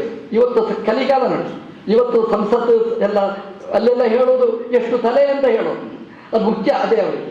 ಹಾಗಾಗಿ ದುರ್ಯೋಧನ ಹೇಳ್ದ, ಕಲಿ ಪುರುಷ ಹೇಳ್ದ, ನನಗೆ ನೀನು ಒಬ್ಬ ಬೇಡ, ನನಗೆ ನಿನ್ನ 10 ಲಕ್ಷ ಮಂದಿ ಮಕ್ಕಳು ನನಗೆ ಬೇಕು ಅಂತ ಹೇಳಿದ. ಅಂದ್ರೆ ಅದು ನಾರಾಯಣಿ ಸೇನೆ ಅದು 10 ಲಕ್ಷ. ಅದರ ಮೇಲೆ 16,108 ಮಹಿಷಿಯರಲ್ಲಿ ಒಬ್ಬೊಬ್ಬರಲ್ಲಿ 10+1 ಮನೆಯಲ್ಲಿ ಹೋಗಿ ಲೆಕ್ಕ ಮಾಡಿ ಎಷ್ಟು ಅಂತ. ಅಷ್ಟು ಇದೇನು ಮಕ್ಕಳು, ಇದನ್ನು ಕಲ್ಪನೆ ಮಾಡಲಿಕ್ಕೆ ಸಾಧ್ಯ, ನಮಗೆ ಲೆಕ್ಕ ಮಾಡಲಿಕ್ಕೆ ಸಾಧ್ಯ ಇಲ್ಲ. ಅಷ್ಟು ಮಕ್ಕಳ ತಂದೆ. ಅವರನ್ನು ಕೂಡ ಕಾಲಕಾಲದಲ್ಲಿ ಎಲ್ಲೆಲ್ಲಿ ಮುಟ್ಟಿಸಬೇಕೋ ಅದೆಲ್ಲ ಮುಟ್ಟಿಸುವ ಜವಾಬ್ದಾರಿ. ಆ ಕಥೆಯನ್ನೆಲ್ಲ ಭಾಗವತ ಉದ್ದಗಲಕ್ಕೆ ಹೇಳಿದೆ. ಇದು ಜನ್ಮ ಅಂದ್ರೆ ಹೀಗೆ, ಮಕ್ಕಳನ್ನು ಕೊಡುವವ. ಇದು ಭಗವಂತನ ಚಿಂತನೆ ನಮ್ದು. ಹಾಗಾಗಿ ಭಗವಂತ ಇಡೀ ಪ್ರಪಂಚದ ಅಪ್ಪ. ಇದೆಲ್ಲ 10 ಲಕ್ಷ ಇದೆ, ಎಲ್ಲಿ ಲೆಕ್ಕ? ಇದು ಜನ್ಮ. ಪರೀಕ್ಷನಿಗೆ ಜನ್ಮವನ್ನು ಕೊಟ್ಟ, ಜನ್ಮ ಸ್ಥಿತಿ ಅವನನ್ನು ರಕ್ಷಣೆ ಮಾಡಿದ, ಸಿಂಹಾಸನದಲ್ಲಿ ಕೂಡಿಸಿ ಎಷ್ಟೊಂದು ಪುಣ್ಯಕರ್ಮಗಳನ್ನು ಅವನ ಮೂಲಕ ಮಾಡಿಸಿದ. 5 ಅಶ್ವಮೇಧ ಯಾಗಗಳನ್ನು ಮಾಡಿಸಿದ. ಎಂಥ ಪುಣ್ಯ ಕರ್ಮಗಳನ್ನು ಮಾಡಿಸಿದ. ಕಲಿಯನ್ನು ನಿಗ್ರಹ ಮಾಡಿದವ ಅನ್ನುವ ಕೀರ್ತಿಯನ್ನು ಅವನಿಗೆ ಕೊಟ್ಟ. ಇದು ಭಗವಂತ ಸ್ಥಿತಿ ಮಾಡಿದ ಕ್ರಮ. ಅವನಿಗೆ ಅಜ್ಞಾನ ವಿಸ್ಮರಣೆ ಬಂತು. ಎಂಥ ರಾಜ್ಯಭಾರ ಮಾಡಿದ್ದಾನೆ ಪರೀಕ್ಷಿತ್. ಅವನು ಬೇಟಾಡಲಿಕ್ಕೆ ಅಂತ ಹೋದ. ಮೃಗಯಾತ್ಮ ಅಂತ ಭಾಗವತ ಹೇಳುತ್ತೆ. ಧನುರುದ್ಯಮ್ಯ ಪಾಂಡವ ಹೊರಟ ಬೇಟಾಡಲಿಕ್ಕೆ ಅಂತ ಹೊರಟ. ಒಂದು ಜಿಂಕೆಯ ಬೆನ್ನ ಹಿಂದೆ ಹೋದ. ಜಿಂಕೆ ಸಿಕ್ಕಿತ ಅವನಿಗೆ. ಭಾಗವತ ಹೇಳಿತು ಜಿಂಕೆ ಸಿಗಲೇ ಇಲ್ಲ ಅವನಿಗೆ. ಅದರ ಬೆನ್ನ ಹಿಂದೆ ಹೋದ, ಜಿಂಕೆ ಸಿಗಲಿಲ್ಲ. ಇದೊಂದು ಪುರಾಣ ಇತಿಹಾಸಗಳ ಒಂದು ಶೈಲಿ. ಬೆನ್ನಟ್ಟಿಕೊಂಡು ಹೋಗ್ತೇವೆ, ನಮಗೆ ಸಿಗುವುದಿಲ್ಲ. ನೀವು ರಾಮಾಯಣದಲ್ಲಿ ಕಥೆ ಕೇಳ್ತೇವೆ ನಾವು. ರಾಮದೇವರ ಹತ್ರ ಸೀತಾದೇವಿ ಬೇಡ್ತಾಳೆ, ನನಗೆ ಜಿಂಕೆ ಬೇಕು, ಬಣ್ಣದ ಬಂಗಾರದ ಜಿಂಕೆ ಬೇಕು ಅಂತ. ರಾಮದೇವರು ಬೆನ್ನಟ್ಟಿಕೊಂಡು ಹೋದ್ರು ಜಿಂಕೆಯ ಬೆನ್ನ ಹಿಂದೆ. ಜಿಂಕೆ ಸಿಕ್ಕಿತ? ರಾಮಾಯಣ ಹೇಳ್ತದೆ ಜಿಂಕೆನೂ ಸಿಗಲಿಲ್ಲ, ಜಿಂಕೆಯ ಚರ್ಮನೂ ಸಿಗಲಿಲ್ಲ, ಮಾರೀಚ ಸಿಕ್ಕಿದ ಅಷ್ಟೇ ಅಂತ. ಜಿಂಕೆ ಸಿಗಲಿಲ್ಲ. ಮಹಾಭಾರತದಲ್ಲಿಯೂ ಇದೆ. ಬ್ರಾಹ್ಮಣ ಬಂದು ಪಾಂಡವರ ಹತ್ರ ನಮ್ದು ಅರಣಿ ಅಂದರೆ ಬಂಗಾರದ ಅರಣಿ ಅಲ್ಲದು, ಮರದ ಕಟ್ಟಿಗೆ ಅಷ್ಟೇ. ಅದನ್ನು ಯಾರೋ ಹಿಡ್ಕೊಂಡು ಜಿಂಕೆ ಹಿಡ್ಕೊಂಡು ಹೋಯ್ತು ಅಂತ ಕತೆ ನೋಡಿ. ಅದು ಆ ಅರಣಿಯನ್ನು ಜಿಂಕೆ ಹಿಡ್ಕೊಂಡು ಹೋಯ್ತು ಅಂತ ಪಾಂಡವರಿಗೆ ಮನವಿಯನ್ನು ಸಲ್ಲಿಸಿದ್ರು. ಪಾಂಡವರು ಹುಡ್ಕೊಂಡು ಹೋದ್ರು. ಅದು ಬಾಯಾರಿಕೆ ಕತೆ, ನೀರಿನ ಕತೆ, ಯಕ್ಷನ ಕತೆ ಅಲ್ಲೇ ನಿಂತು ಹೋಯ್ತು ಹೊರತು ಆ ಜಿಂಕೆ ಸಿಗಲೇ ಇಲ್ಲ. ಭಾಗವತಕ್ಕೆ ಬಂದರೆ ಪರೀಕ್ಷಿತ್ ಜಿಂಕೆಯನ್ನೆಲ್ಲ ಹಿಂದೆ ಹೋದ. ಜಿಂಕೆ ಸಿಕ್ಕಿತ? ಜಿಂಕೆ ಸಿಗಲಿಲ್ಲ. ಅದಕ್ಕೆ ಸಂಸ್ಕೃತದಲ್ಲಿ ಮೃಗ ಅಂತ ಹೆಸರು. ಮೃಗ ಅಂದರೆ ಏನು ಅಂದರೆ ಮೃಗ್ಯತೆ, ನದು ಲಭ್ಯತೆ, ಸಮೃಗ ಅಂತ. ಯಾವುದನ್ನು ಬೆನ್ನಟ್ಟಿಕೊಂಡು ಹೋದರೆ ಸಿಗುವುದಿಲ್ಲ. ಮೃಗ್ಯತೆ ಹುಡುಕ್ತಲೇ ಇರಬೇಕು, ನಲಭ್ಯತೆ ಸಮೃಗ ಅಂತ. ಸಿಗಲಿಲ್ಲ ಅವನಿಗೆ. ಒಂದು ರೀತಿ ನೋಡಿದರೆ ಮೃಗ ಅಂತಂದರೆ ನಮ್ಮ ದೇವರೇ ಮೃಗ. ಸೋನ್ವೇಷ್ಟವ್ಯ ಸಮಾರ್ಗಣೀಯ. ಯಾರು ಮೃಗ ಅಂದರೆ ಯಾರನ್ನು ಹುಡ್ಕೊಂಡು ಹೋಗಬೇಕು ಅಂತಂದರೆ ದೇವರನ್ನು. ಅಥಾತೋ ಬ್ರಹ್ಮ ಜಿಜ್ಞಾಸ. ದೇವರು ಒಂದು ಮೃಗ, ಅನ್ವೇಷಣೀಯನಾದವ. ಪರೀಕ್ಷಿತ್ ಪ್ರಾಯಶಃ ಆ ಮೃಗದ ಬೆನ್ನ ಹಿಂದೆ ಹೋದವ. ಹಾಗಾಗಿ ದೇವರು ಅವನನ್ನು ಆಶ್ರಮಕ್ಕೆ ಕರ್ಕೊಂಡೋದ್ರು. ಶಮೀಕರ ಆಶ್ರಮಕ್ಕೆ ಪ್ರವೇಶ ಮಾಡಿದ. ಅಲಬ್ಧ ದೃಢಭೂಮ್ಯಾತಿ, ಏನು ಸತ್ಕಾರ ನಿರೀಕ್ಷೆ ಮಾಡಿದ್ದ. ಸಾಮಾನ್ಯವಾಗಿ ನಮಗೆ ಹೇಗಿರ್ತದೆ ಅಂತಂದರೆ, ಒಂದು ಮನೆಗೆ ಹೋದರೆ ನನಗೆ ಸ್ವಾಗತ ಮಾಡಬೇಕು, ಕಾಲಿಗೆ ನೀರು ಹಾಕಬೇಕು, ಕೈ ಹಿಡ್ಕೊಂಡು ಬರಬೇಕು, ಪುಷ್ಪಮಾಲಿಕೆ ಹಾಕಬೇಕು, ಆಸನ ಕೊಡಬೇಕು. ಇದೆಲ್ಲ ನಾವು ನಿರೀಕ್ಷೆ ಮಾಡುವಂಥದ್ದು. ಒಬ್ಬ ಸಾಮಾನ್ಯ ಮನುಷ್ಯ, ಒಬ್ಬ ರಾಜ ಎಷ್ಟು ನಿರೀಕ್ಷೆ ಮಾಡಲಿಕ್ಕಿಲ್ಲ. ಅವನು ದೊಡ್ಡ ಅರಸ, ಚಕ್ರವರ್ತಿ. ಬಂದರೆ ಅದು ಯಾವುದೂ ಸಿಗಲಿಲ್ಲ. ಮೊದಲೇ ನಡೆದಿದ್ದಾನೆ. ಒಳಗೆ ಬಂದ. ಶಮೀಕರು ಕೂತಿದ್ದಾರೆ. ಅವರು ಕಣ್ಮುಚ್ಚಿದ್ದಾರೆ, ಮಾತಾಡುವುದಿಲ್ಲ, ಧ್ಯಾನ ಮಗ್ನರಾಗಿದ್ದಾರೆ. ಇವನಿಗೆ ತಮಾಷೆ ಕಾಣಿಸ್ತು. ಹೊಟ್ಟೆ ಹಸಿದಾಗ ಯಾವ ವೇದಾಂತನೂ ಅರ್ಥ ಆಗುವುದಿಲ್ಲ, ಯಾವ ಧ್ಯಾನನೂ ನಮಗೆ ಅರಗಿಸಿಕೊಳ್ಳಲಿಕ್ಕಾಗಲ್ಲ. ಅವನಿಗೆ ಸಿಟ್ಟು ಬಂತು. ನಾಟಕ ಅಂತ. ಅವನಿಗೆ ಸರಿಯಾದ ಉತ್ತರ ಕೊಡಬೇಕು ಅಂತ ತನ್ನ ಕೈಯಲ್ಲಿಯೂ ಮುಟ್ಟದೆ ಅಲ್ಲೇ ಬಿದ್ದ ಹಾವಿನ ಶವವನ್ನು ಅವನ ಕೊರಳಿಗೆ ಮಾಲೆ ಹಾಕಿದ. ಹರಿದು ಹೋದ. ಮಾಡಬಾರದ ಕೆಲಸವನ್ನು ಮಾಡಿದ. ಜೀವನದಲ್ಲಿ ಇಂತಹ ಕೆಲಸ ಮಾಡಿದವ ಅಲ್ಲ, ಕಲಿ ನಿಗ್ರಹವನ್ನು ಮಾಡಿದ. ಪರೀಕ್ಷಿತ್ ಕೆಟ್ಟ ಕೆಲಸ ಮಾಡಿದ. ಶಮೀಕನಿಗೆ ಮಾಡಿದ ಅವಮಾನ ಅಲ್ಲ ಇದು. ಶಮೀಕ ಅಂತಂದ್ರೆ, ಶಮ ಅಂದರೆ ನನ್ನಿಷ್ಠತಾ ಬುದ್ಧಿ, ಭಗವಂತನಲ್ಲಿ ನಮ್ಮ ಮನಸ್ಸನ್ನು ನೆಲೆಗೊಳಿಸುವಂಥದ್ದು. ಅದರಲ್ಲಿ ಪರಾಕಾಷ್ಠೆಯನ್ನು ಹೊಂದಿದವ. ಇಡೀ ರಾಜ ಬರಲಿ, ರಾಜನ ಇಡೀ ಪರಿವಾರ ಬರಲಿ, ಅವನಿಗೇನು ಗೊತ್ತಾಗಿಲ್ಲ. ಸಾಮಾನ್ಯವಾಗಿ ನಾವು ಜಪಕ್ಕೆ ಕೂತಿರ್ತೇವೆ. ಒಬ್ಬ ಆಚೆ ಹೋದರೆ ಯಾರದು ನಮಗೆ ಅದೇ ಕಾಣಿಸುತ್ತೆ. ಶಮೀಕನಿಗಾಗಲ್ಲ, ಇಡೀ ರಾಜ ಬಂದಿದ್ದಾನೆ, ಇಡೀ ರಾಜ್ಯ ಬಂದಿದೆ, ಇಡೀ ರಾಜನ ಪರಿವಾರ ಬಂದಿದೆ. ಗೊತ್ತಾಗಲಿಲ್ಲ ಅವನಿಗೆ. ಕುಣಿದಾಡ್ತಾ ಇರುವಾಗ ಈ ರಾಜ ಲೆಕ್ಕಕ್ಕೆ ಸಿಗಲಿಲ್ಲ. ಹಾಗಾಗಿ ಅವನು ಶಮೀಕ ಧ್ಯಾನದ ಪರಮಾವಧಿಯನ್ನು ತಲುಪಿದವ. ಈ ರಾಜ ಅವನಿಗೆ ನಗಣ್ಯ. ಆದರೆ ಇದು ನಾಟಕ ಅಂತ ಅವನು ಚಿಂತನೆ ಮಾಡಿದ. ಮಾಡಿ ಅದಕ್ಕೆ ಅವಮಾನ ಮಾಡಿದ. ಅವನೇನು ಶಪಿಸಲಿಲ್ಲ. ಅವನ ಮಗ ಶಾಪವನ್ನು ಕೊಟ್ಟ. ಭಾಗವತ ಹೇಳುತ್ತೆ ನೋಡಿ, ಎಂತಹ ರಾಜ, ಎಂಥ ವಿವೇಕಿ. ಅವನಿಗೆ ಒಂದು ಕ್ಷಣ ಈ ಧ್ಯಾನದಲ್ಲಿರುವವ ತಪಸ್ವಿ ಇದೆಲ್ಲ ಮರ್ತೋಯ್ತು. ಅಜ್ಞಾನ ಅಂತ ಕರೀತಾ ಇದ್ದೆ. ಪರೀಕ್ಷಿತಿಗೂ ಅಂಥವರಿಗೂ ಅಜ್ಞಾನವನ್ನು ಕೊಟ್ಟವ ನಮ್ಮ ದೇವರು. ಒಂದು ಸಲ ಅವನಿಗೆ ಮರವು ಬಂತು. ಅಜ್ಞಾನವನ್ನು ಕೊಟ್ಟ. ಅದರಿಂದ ಬಂಧನ ಆಯಿತು ಅವನಿಗೆ. ಒಂದು ರೀತಿಯಲ್ಲಿ ಶಾಪಗ್ರಸ್ತನಾಗ್ತಾನೆ. ಶಾಪಗ್ರಸ್ತನಾದ, ಚಿಂತೆ ಮಾಡಲಿಲ್ಲ, ಅವನು ನೇರ ಗಂಗಾ ತೀರಕ್ಕೆ ಬರ್ತಾನೆ. ದೇವರ ಪರಮಾನುಗ್ರಹ ಅಂತ ಹೇಳೋದಿಕ್ಕೆ. ಅಲ್ಲಿ ನೊಂದವನಿಗೆ ಯಾರು ಕರುಣೆ ತೋರಿಸ್ತಾರೆ? ಸಾಮಾನ್ಯವಾಗಿ ಹಾಗೆ ಬೀದಿಯಲ್ಲಿ ಗಲಾಟೆ ಆದರೆ ಅಮ್ಮನ ಹತ್ರ ಬಂದು ಮಗು ಆಳುತ್ತೆ. ಯಾಕಂದ್ರೆ ಅಮ್ಮನ ಹತ್ರ ಅದಕ್ಕೆ ಪರಿಹಾರ ಸಿಗುತ್ತೆ. ಮಗುವಿನ ಕಣ್ಣೀರನ್ನು ಒರೆಸುವುದು ಅಷ್ಟೇ ಅಲ್ಲ, ಮನಸ್ಸಿನ ಆ ನೋವನ್ನು ತಣಿಸುವವಳು ಅಮ್ಮ.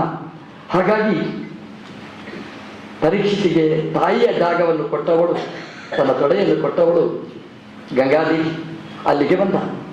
ಯಾಕೆಂತಂದ್ರೆ ಕಣ್ಣೀರು ಒರೆಸ್ತಾಳೆ. ಗಂಗಾತೀರಕ್ಕೆ ಬಂದ್ರೆ ಸರಿಯಾದ ಪರಿಹಾರ ಸಿಕ್ಕಿತು ಅವನಿಗೆ. ಹಾಗಾಗಿ ಭಗವಂತ ಆ ಸರಿಯಾದ ಜಾಗಕ್ಕೆ ಕರ್ಕೊಂಡು ಬಂದ. ಅವನೇನು ಫೋನ್ ಮಾಡಿ ಹೇಳಲಿಲ್ಲ, ಯಾವ ವ್ಯವಸ್ಥೆಯನ್ನೂ ಮಾಡಲಿಲ್ಲ. ಶುಕಾಚಾರ್ಯ ಬರಬೇಕು, ನಾನು ಭಾಗವತ ಕೇಳಬೇಕು ಅಂತ ಆಸಕ್ತಿ ಇದೆ, ಬನ್ನಿ ಅಂತ ಹೇಳಲಿಲ್ಲ. ಶುಕಾಚಾರ್ಯರು ಬಂದರು ಅಲ್ಲಿಗೆ. ಶುಕಾಚಾರ್ಯರು ಅಲ್ಲಿ ಕೂತರು, ಭಾಗವತ ಹೇಳಿದರು. ನೋಡಿ, ಅಜ್ಞಾನ ಇತ್ತು, ಅವನಿಗೆ ಜ್ಞಾನವನ್ನು ಕೊಟ್ಟರು ಶುಕಾಚಾರ್ಯ. ದೇವರದ್ದು ವ್ಯವಸ್ಥೆ ಎಷ್ಟು ಚೆನ್ನಾಗಿತ್ತು ಅಂತಂದ್ರೆ, ಯಾರು ಜ್ಞಾನ ಕೊಡಬೇಕಾದ್ದು ಆ ಜ್ಞಾನದ ಸುಪ್ರೀಂ ಪವರ್ ಅದನ್ನೇ ಅಲ್ಲಿ ಬರುವ ಹಾಗೆ ವ್ಯವಸ್ಥೆ ಮಾಡಿದ. ಯಾರದು ಅಂತಂದ್ರೆ ಶುಕಾಚಾರ್ಯರು ಅಂತಂದ್ರೆ ರುದ್ರದೇವರ ಅವತಾರ. ಬರೀ ವೈರಾಗ್ಯ ಮೂರ್ತಿಗಳು ಅಷ್ಟೇ ಅಲ್ಲ, ಜ್ಞಾನಂ ಮಹೇಶ್ವರಾದಿಚ್ಛೆ, ಜ್ಞಾನವನ್ನು ಕೊಡತಕ್ಕಂಥದ್ದು ರುದ್ರದೇವರು. ಜ್ಞಾನ ಮೂರ್ತಿ. ಯಾಕೆಂದ್ರೆ ಮನೋನಿಯಾಮಕರಾದ ಜ್ಞಾನ ಮೂರ್ತಿಯಾದ ಶುಕಾಚಾರ್ಯರನ್ನೇ ಅಲ್ಲಿಗೆ ಕಳಿಸಿದ ದೇವರು. ಆವಾಗಲೇ ಪಾಠ ಮಾಡಿ ಶುಕಾಚಾರ್ಯರನ್ನು ಸಿದ್ಧಪಡಿಸಿದ್ರು.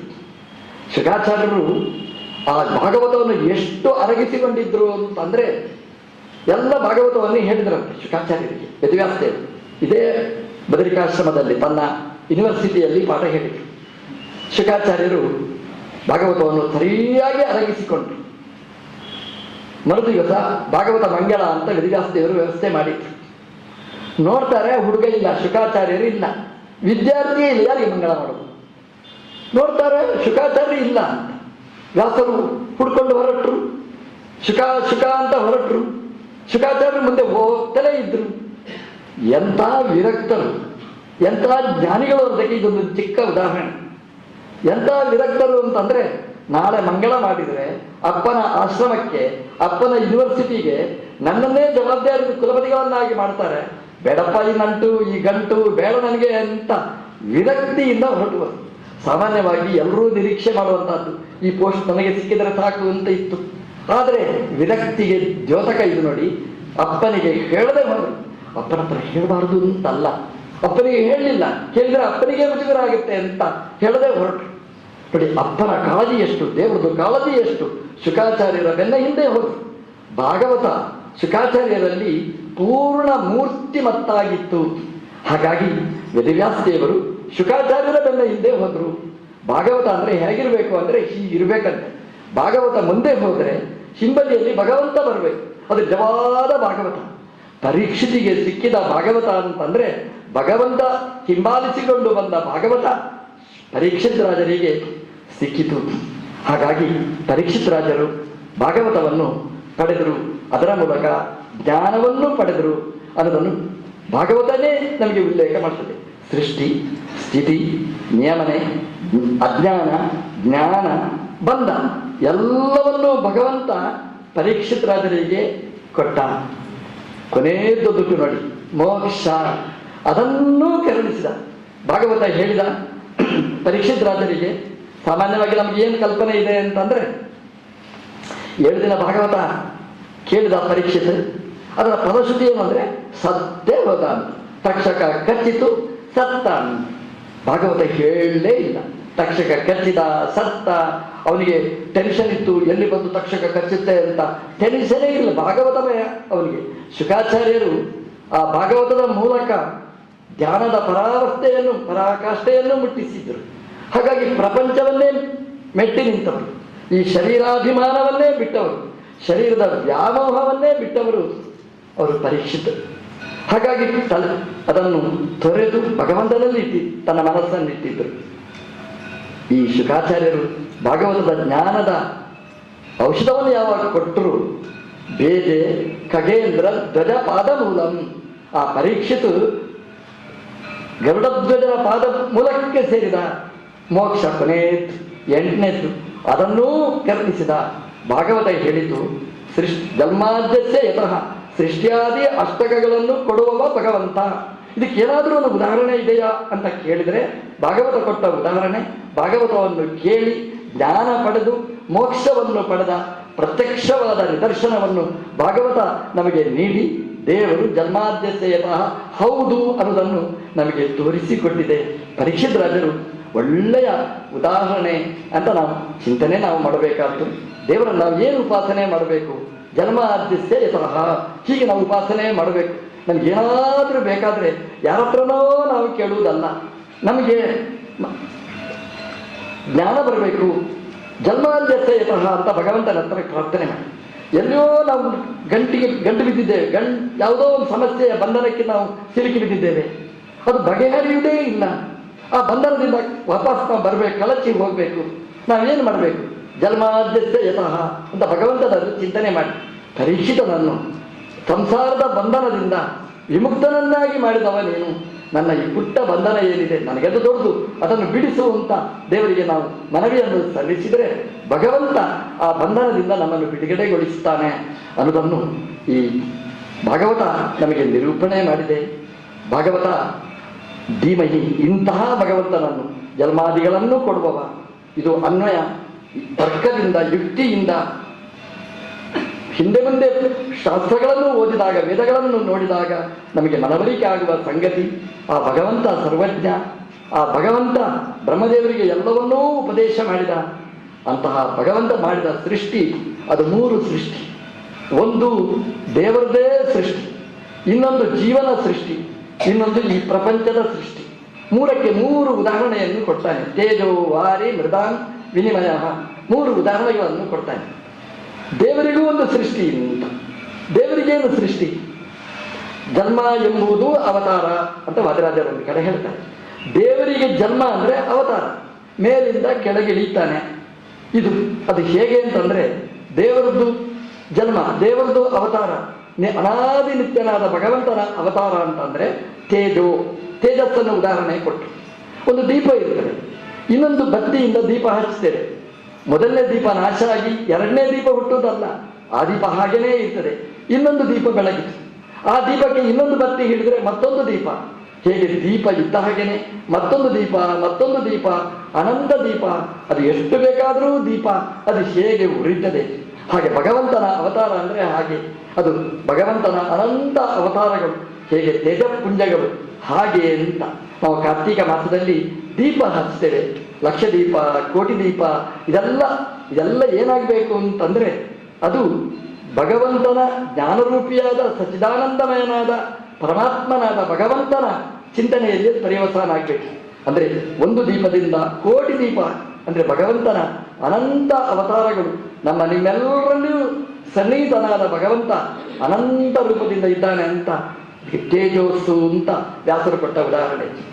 ಜೀವ, ಅನಾದಿಯಾದ ಜೀವ, ಅವನಿಗೇನು ಜನ್ಮ? ಭಾಗವತ ಕೊಟ್ಟ ಉದಾಹರಣೆ ವಾರಿಯಿಂದ, ನೀರು ಅಂತ. ಆ ನೀರಿನ ಹತ್ರ ನಾವು ನಿಂತರೆ ನಮ್ಮ ಪ್ರತಿಬಿಂಬ ಅದರಲ್ಲಿ ಮೂಡ್ತದೆ. ಸೂರ್ಯನ ಪ್ರತಿಬಿಂಬ ನೀರಿನಲ್ಲಿ ಮೂಡ್ತದೆ. ಜೀವನ ಸೃಷ್ಟಿ ಅಂತಂದ್ರೆ ಅದು ಪ್ರತಿಬಿಂಬ. ಜೀವ ನಿತ್ಯನಾದವ, ಜೀವ ಅನಾದಿಯಾದವ. ಅನಾದಿಯಾದ ಜೀವ ಭಗವಂತನ ಪ್ರತಿಬಿಂಬ. ದೇವರು ಬಿಂಬ, ನಾವು ಪ್ರತಿಬಿಂಬ. ಎಷ್ಟು ಸುಂದರವಾದ ಉದಾಹರಣೆ ನೋಡಿ. ಶ್ರೀಮದ್ ಆಚಾರ್ಯರು ಇದನ್ನು ನಿರೂಪಣೆ ಮಾಡಿದ್ದಾರೆ. ಕನ್ನಡಿಯ ಮುಂದೆ ನಿಂತರೆ ನಮ್ಮದು ಮುಖದ ಪ್ರತಿಫಲನ ಕನ್ನಡಿಯಲ್ಲಿ ಆಗ್ತದೆ. ನಮ್ಮ ಮುಖ ಹೇಗಿರ್ತದೆ ಹಾಗೇನೇ ಪ್ರತಿಮುಖ.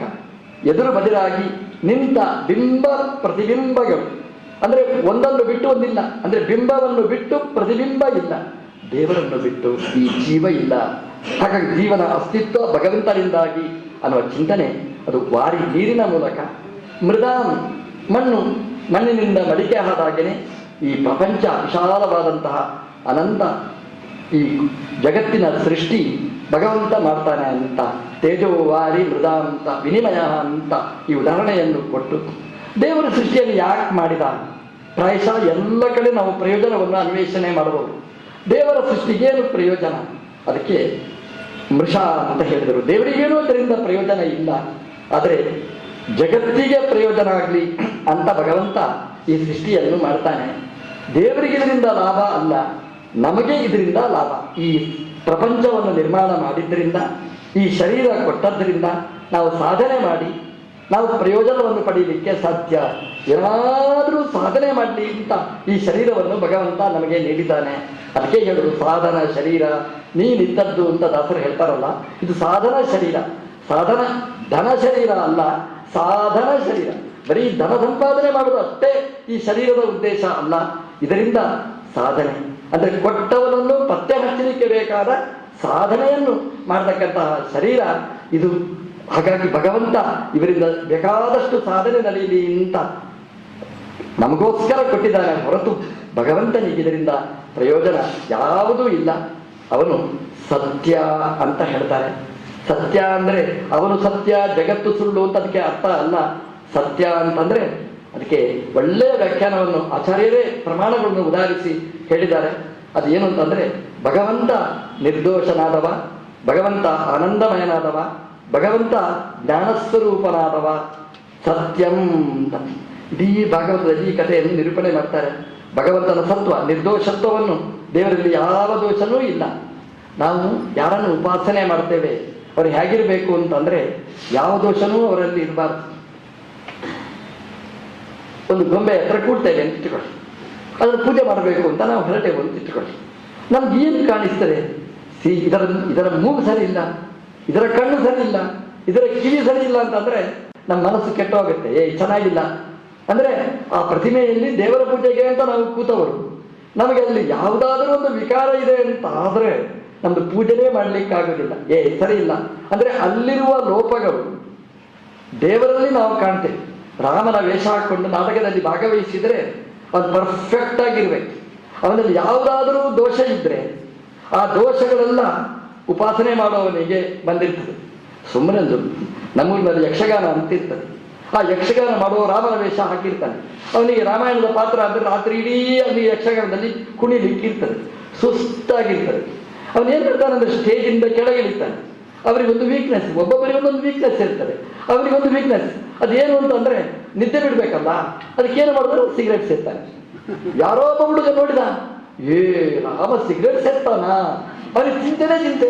ಅಮ್ಮನ ಹತ್ರ ಬಂದು ಕಂಪ್ಲೇಂಟ್, ರಾಮ ಸಿಗರೇಟ್ ಸೇರ್ತಾನೆ. ರಾಮ ಅಲ್ಲಮ್ಮ, ಇಲ್ಲಮ್ಮ ನಾನು ನೋಡಿದ್ದೇನೆ. ರಾಮ ಅಂದ್ರೆ ರಾಮನ ಪಾರ್ಟ್ ಮಾಡಿದವ, ಆ ರಾಮನ ವೇಷ ಕಳಚುವ ತನಕ ಅದು ಏನು ಮಾಡಿದರೂ ಕೂಡ ಅದು ರಾಮನಿಗೇ ಅನ್ವಯಿಸ್ತದೆ. ರಾಮ ಅಂದ್ರೆ ಹೀಗಿರ್ಬೇಕು ಅಂತ ನಾವು ಯಾವುದನ್ನು ಉಪಾಸನೆ ಮಾಡ್ತೇವೆ ಅದರಲ್ಲಿ ಯಾವ ದೋಷವೂ ಇರಬಾರದು ಅಂತ ನಾವು ಪ್ರತೀಕ್ಷೆ ನಾವು ಮಾಡಿರ್ತೇವೆ. ಹಾಗಾಗಿ ರಾಮ ನಮ್ಮ ದೇವರು, ನಾವು ಉಪಾಸನೆ ಮಾಡುವ ನಮ್ಮ ದೇವರು ಅದು ಹೇಗಿರಬೇಕು ಅಂತಂದ್ರೆ ಯಾವ ದೋಷ ಕಳಂಕನೂ ಇಲ್ಲದಿದ್ದವ. ಹಾಗಿದ್ರೆ ಆ ದೇವರನ್ನು ನಾವು ಪೂಜೆ ಮಾಡಲಿಕ್ಕೆ ಸಾಧ್ಯ. ಅದಕ್ಕೆ ಸತ್ಯಂ ಅಂತ ಹೇಳಿದ್ರು. ಸತು ಅಂತಂದ್ರೆ ದೋಷ ಇಲ್ಲದಿದ್ದವ, ಯಾವ ದೋಷನೂ ಅವನ ಹತ್ರ ಇಲ್ಲ, ಬೊಟ್ಟು ಮಾಡಿ ತೋರಿಸಲಿಕ್ಕೆ ಸಾಧ್ಯನೇ ಇಲ್ಲ. ಸತ್ ಅದಕ್ಕೆ ನೋಡಿ, ರಾಮದೇವರಾಗಿ ಕೃಷ್ಣದೇವರಾಗಿ ಭಗವಂತ ಇಳಿದ. ಏನಾದರೂ ಒಂದು ದೋಷ ಹೇಳಲಿಕ್ಕೆ ಆಗ್ತಿತ್ತ? ಒಂದು ದೋಷವನ್ನು ಬೊಟ್ಟು ಮಾಡಿ ತೋರಿಸ್ಲಿಕ್ಕೆ ಆಗಲಿಲ್ಲ. ಹಾಗಾಗಿ ಭಗವಂತ ಅವತಾರಗಳನ್ನು ಎತ್ತಿ ಬರ್ತಾನೆ. ನಾನು ನಿರ್ದೋಷ ಹೇಗೆ ಅಂತ ತೋರಿಸ್ತಾನೆ. ತೀ ಅಂದ್ರೆ ಆನಂದ ಅಂತ.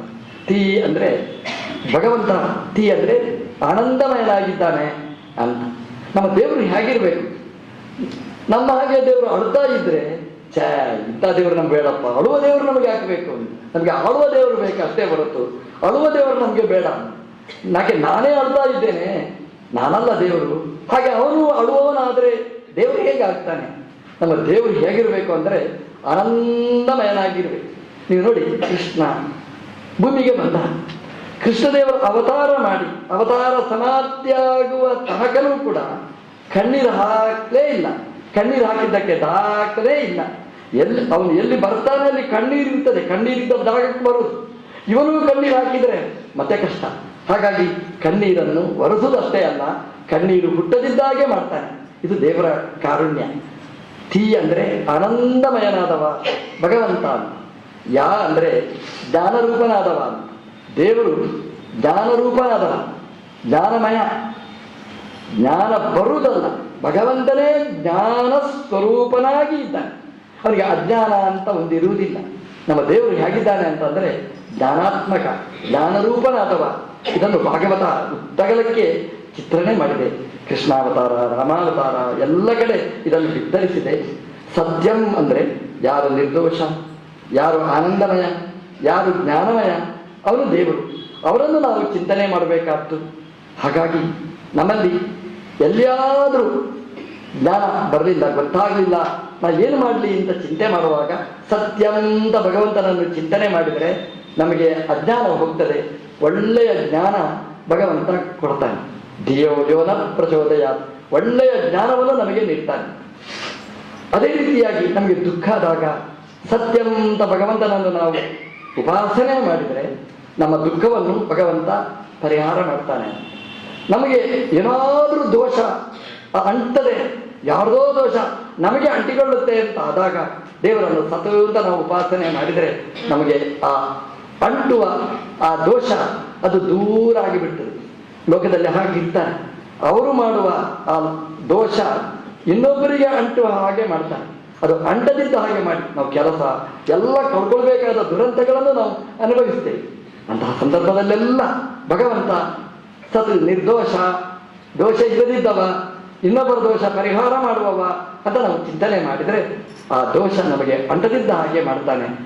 ಅವನು ಭಗವಂತನನ್ನು ಸತ್ಯ ಸತ್ಯ ಅಂತ ಭಗವಂತನನ್ನು ಉಪಾಸನೆ ಮಾಡಬೇಕಂತೆ. ನಮ್ಮದು ಭವನದಲ್ಲಿ ಸತ್ಯಮೇವ ವಿಜಯತೆ ಅಂತಿರ್ತದೆ. ಸತ್ಯಮೇವ ಅಂದರೆ ಇದೇ ವಿಜಯತೆ. ಭಗವಂತ ನಿರ್ದೋಷನಾದವ, ಭಗವಂತ ಜ್ಞಾನರೂಪನಾದವ, ಭಗವಂತ ಆನಂದಮಯನಾದವ, ಅದು ವಿಜಯತೆ. ನಮ್ಮ ಇಡೀ ದೇಶದಲ್ಲಿ ಅದರ ಜಯ ಆಗಬೇಕು. ನಮ್ಮ ಜೀವನದಲ್ಲಿ ಅದು ಮುಖ್ಯವಾಗಬೇಕಂತೆ. ಅದನ್ನು ಭಾಗವತ ನಿರೂಪಣೆ ಮಾಡಿದೆ. ವ್ಯಾಸರು ಶ್ರೀಮದ್ ಭಾಗವತವನ್ನು ನಮಗೆ ಕೊಡುವಾಗ ಒಂದು ಆಖ್ಯಾನ ಕೊಟ್ಟಿದ್ದಾರೆ. ಅದು ನಮಗೆ ಸೂತ ಶೌನಕರ ಸಂವಾದದ ಮೂಲಕ ನಮಗೆ ಭಾಗವತ ನಮಗೆ ಸಿಕ್ಕಿತ್ತು. ಶೌನಕರದ್ದು ಯಾಗ, ಎಲ್ಲ ವೈದಿಕರು ಸೇರಿದ್ದಾರೆ ನೈಮಿಷಾರಣ್ಯದಲ್ಲಿ. ದೇವರದು ಎಷ್ಟು ವ್ಯವಸ್ಥೆ ಅಂತಂದ್ರೆ ಅಲ್ಲಿಗೆ ಸೂತರನ್ನು ಜೋಡಿಸುತ್ತಾರೆ. ಇಲ್ಲೆಲ್ಲ ಆಹ್ವಾನ ಕೊಟ್ಟು ಬರೋದು ಅಂತಿಲ್ಲ. ಶೌನಕರ ಯಾಗ, ಸೂತರು ಅಲ್ಲಿಗೆ ಬಂದರು. ಶೌನಕರು ಸ್ವಾಗತ ಮಾಡಿದರು. ಯಾಗ ಮುಗಿಬೇಕು, ಸೂತರ ಪ್ರವಚನದಲ್ಲಿ ಭಾಗವಹಿಸಬೇಕು, ಮಧ್ಯಾಹ್ನದ ಸವನ ಆಗಬೇಕು, ಸೂತರು ಆ ಯಾಗದಲ್ಲಿ ಭಾಗವಹಿಸ್ತಾರೆ. ಅದು ಮುಗಿದ ಮೇಲೆ ಪ್ರಾತಃಸವನ, ಮಧ್ಯಾಹ್ನ ಸವನ, ಸಾಯಂ ಸವನ, ಈ ಮಧ್ಯದಲ್ಲಿ ಸೂತರ ಚಿಂತನೆ ಮಂಥನೆ ನಡೆಯಿತು ಅಂತ ಭಾಗವತ ಹೇಳುತ್ತೆ. ನಮಗೊಂದು ಕೊಟ್ಟ ಚಿಂತನೆ, ಕರ್ಮ ಮತ್ತೆ ಜ್ಞಾನ ಅದು ವಿಭಿನ್ನ ಆಗಬಾರ್ದು, ಬೇರೆ ಬೇರೆ ಮಾರ್ಗ ಆಗಬಾರ್ದು. ಜ್ಞಾನ ಮತ್ತೆ ಕರ್ಮಗಳು ಅದು ಪರಸ್ಪರ ಪೂರಕ ಆಗಿರಬೇಕು. ನಮ್ಮ ಮನೆಯಲ್ಲಿ ಏನೇ ಒಂದು ಕರ್ಮ ನಡೆಯಲಿ, ಸತ್ಕರ್ಮ ನಡೆಯಿರಲಿ, ಅದರ ಹಿನ್ನೆಲೆಯಲ್ಲಿ ಈ ಜ್ಞಾನದ ಕೊಂಡಿಯಲ್ಲಿ ಸೇರಲೇಬೇಕು. ಅದು ಎರಡೂ ಪೂರಕ. ಕರ್ಮ ಜ್ಞಾನ ಇಲ್ಲದೆ ಇರುವುದಿಲ್ಲ, ಜ್ಞಾನ ಇದ್ರೇ ಆ ಕರ್ಮ ಅನ್ನೋದು ಪೂರ್ಣ ಆಗುತ್ತೆ. ಕರ್ಮ ಅಂತ ಆಗಬೇಕಾದ್ರೆ, ನನ್ನ ಕರ್ಮ ಅಂತ ಬೈತಾರಲ್ಲ, ಹಾಗೆ ಆಗದೇ ಇರಬೇಕಾಗಿದ್ದರೆ ಅದು ಜ್ಞಾನಪೂರ್ವಕ ಆಗಬೇಕು. ಜ್ಞಾನಪೂರ್ವಕ ಆಗಬೇಕಾದ್ರೆ ಮನೆಯಲ್ಲಿ ಯಾವುದೇ ಒಂದು ಕಾರ್ಯಕ್ರಮ, ಒಂದು ಮುಂಜಿ ಇರಬಹುದು, ಒಂದು ಮದುವೆ ಇರಬಹುದು, ಒಂದು ಹೋಮ ಇರಬಹುದು, ಒಂದು ಏನೇ ಇರಲಿ, ಅಲ್ಲಿ ಒಂದು ಜ್ಞಾನಿಗಳಿಂದ ಒಂದು ಜ್ಞಾನಸತ್ರ ನಾವು ನಡೆಸಬೇಕು ಅನ್ನೋದನ್ನು ಭಾಗವತ ನಮಗೆ ವಿವರಿಸುತ್ತದೆ. ಸೂತ ಶೌನಕರ ಈ ಸಮಾಗಮದಲ್ಲಿ ಒಂದು ಕಡೆಯಲ್ಲಿ ಹೋಮದ ಅಗ್ನಿ, ಅದರ ಪ್ರಕಾಶ ಬೆಳಗ್ತಾ ಇದೆ. ಇನ್ನೊಂದು ಕಡೆ ಸೂತರ ಜ್ಞಾನದ ಬೆಳಕು ಹರಿತಾ ಇದೆ. ಒಳಗಿನ ಕತ್ತಲೆ ಅದೆಲ್ಲ ದೂರವಾಗಿ ಲೋಕಕ್ಕೆ ಸುಭಿಕ್ಷೆ ಸಮೃದ್ಧಿ ನಡೆದ ಘಟನೆಯನ್ನು ಭಾಗವತ ಉಲ್ಲೇಖ ಮಾಡ್ತಾ ಸೂತರು ಹೇಳ್ತಾರೆ, ವ್ಯಾಸರ ಹತ್ರ ನಾರದರು ಬಂದರು ಅನ್ನುವ ಕಥೆಯನ್ನು ಭಾಗವತ ಹೇಳುತ್ತೆ. ನಾರದರು ವೇದವ್ಯಾಸದೇವರ ಹತ್ರ ಬಂದರು. ಇದೇನು ಹೊಸ್ತೇನೂ ಅಲ್ಲ, ಅಜ್ಜ ಇದ್ದಲ್ಲಿಗೆ ಮೊಮ್ಮಗ ಬರಬೇಕಾದ್ರು, ತಾತ ತಾತ ಅಂತ ಕರೀದುಕೊಂಡು ಬರಬೇಕು. ಬಂತು, ನಾರದರು ಬಂದರು. ನಾರದರು ಬಂದು ವ್ಯಾಸರ ಹತ್ರ ಹೇಳ್ತಾರೆ, ಭಾಗವತವನ್ನು ಕೊಡಬೇಕು ನೀವು ಅಂತ ಕೇಳ್ತಾರೆ. ಇದು ಎಷ್ಟು ಒಳ್ಳೆಯ ಚಿಂತನೆ ಅಂತಂದ್ರೆ, ನಾರದ ಅಂತಂದ್ರೆ ಪ್ರಪಂಚಕ್ಕೂ ಭಗವಂತನಿಗೂ ಒಂದು ಕೊಂಡಿ ಅವರು. ಹಾಗಾಗಿ ಪ್ರಪಂಚಕ್ಕೇನು ಬೇಕು ನಾರದರು ಭಗವಂತನ ಹತ್ರ ಭಿನ್ನವಿಸಿಕೊಳ್ತಾನೆ. ಭಗವಂತ ನಾರದರ ಮೂಲಕ ಪ್ರಪಂಚಕ್ಕೇನು ಬೇಕೋ ಅದನ್ನು ನೀಡ್ತಾನೆ. ನಾರದ ಅಂದ್ರೆ ಹಾಗೆ ಅರ್ಥ. ನಾರ ಅಂತಂದ್ರೆ ದೇವರೂ ಹೌದು, ಈ ಪ್ರಪಂಚನೂ ಹೌದು. ನಾರಂ ಪ್ರತಿ, ನಾರ ಅಂದ್ರೆ ನರರಿಗೆ ಅಧಿಪತಿಯಾದ ಭಗವಂತ. ನಾರಂ ಪ್ರತಿ, ಆ ಭಗವಂತನನ್ನು ಕುರಿತು ದದಾತಿ, ಈ ಪ್ರಪಂಚದ ಏನು ಮನವಿ ಇದೆ ಅದನ್ನು ಮುಟ್ಟಿಸುವವರು ನಾರದರು. ಅದೇ ರೀತಿ ನಾರಂ ಅಂದ್ರೆ ಈ ಜಗತ್ತಿಗೆ, ನಾರ ಅಂದ್ರೆ ಭಗವಂತ, ಅವರ ಸಂದೇಶ ಏನಿದೆ ಅದನ್ನು ಮುಟ್ಟಿಸುವ ಒಂದು ಒಳ್ಳೆಯ ಕೊಂಡಿ ಅದು ನಾರದರು. ನಾರದರು ಬ್ರಹ್ಮದೇವರ ಪ್ರೀತಿಯ ಕೂಸರು. ಹಾಗಾಗಿ ಭಗವಂತ ಬ್ರಹ್ಮದೇವರನ್ನು ತನ್ನ ತೊಡೆಯಲ್ಲಿ ಕೂಡಿಸಿ ವಿದ್ಯೆಯನ್ನು ಉಪದೇಶ ಮಾಡಿದ. ಅದೇ ನಾರದರು ಅದೇ ರೀತಿಯಾಗಿ ಆ ಬ್ರಹ್ಮದೇವರು ಕಲಿಸಿಕೊಟ್ಟದ್ದನ್ನು ವ್ಯಾಸರ ಹತ್ರ ಒಪ್ಪಿಸ್ತಾರೆ. ವ್ಯಾಸರು ಅದನ್ನು ದಾಖಲೆ ಮಾಡ್ತಾರೆ ಭಾಗವತದಲ್ಲಿ. ಹಾಗಾಗಿ ಭಾಗವತ ಅನ್ನೋದು ಒಂದು ಹರಿಯುವ ನದಿ. ಗಂಗಾ ನದಿ ಹರಿತಾ ಇರ್ತದೆ, ಪರಿಶುದ್ಧವಾದ ತತ್ವಜ್ಞಾನ ಹರಿತಾ ಬಂತು. ವ್ಯಾಸರು ನಮಗೆ ಆ ಭಾಗವತವನ್ನು ಕೊಟ್ಟರು. ಭಾಗವತವನ್ನು ಕೊಡುವಾಗ ಆರಂಭದಲ್ಲಿ ನಾರದರ ಕಥೆಯನ್ನು ದಾಖಲೆ ಮಾಡಿದ್ದಾರೆ ಭಾಗವತದಲ್ಲಿ. ನಾರದರ ಒಂದು ಮುಖ ಒಳ್ಳೆಯ ಮುಖ, ಇನ್ನೊಂದು ಮುಖ ಇದೆ ಶಾಪಗ್ರಸ್ತವಾದ ಮುಖ. ನಾರದರು ಎಲ್ಲಿ ಬೇಕಾದರೂ ತಿರುಗಾಡ್ತಾರೆ ಅನ್ನುವುದು ಸತ್ಯ. ಅದೇ ನಾರದರು ಶಾಪಗ್ರಸ್ತರಾಗಿ ಒಂದು ದಾಸಿಯ ಮಗನಾಗಿ ಭೂಮಿಗೆ ಬರ್ತಾರೆ.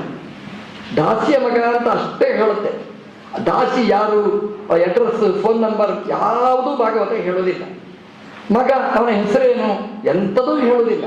ದಾಸಿಯ ಮಗ ಅಂದ್ರೆ ಎಷ್ಟು ಬಡತನ ಇತ್ತು, ಎಷ್ಟು ದಾರಿದ್ರ್ಯ ಇತ್ತು, ಎಂಥ ಜೀವನ ಅದರದ್ದು ಅನ್ನೋದನ್ನು ಒಟ್ಟು ನಮಗೆ ಭಾಗವತ ಪರಿಚಯ ಮಾಡಿಸಿಕೊಟ್ಟಿದೆ. ಆ ದಾಸಿಯ ಮಗ ನಾರದರೇ ಹೇಳ್ತಾರೆ, ದಾಸಿಯ ಕಸ್ಯಾಷ್ಟನ ದಾಸ್ಯ ಪುತ್ರ, ಅದರ ವ್ಯಾಸರು ದಾಖಲೆ ಮಾಡಿದ್ದಾರೆ.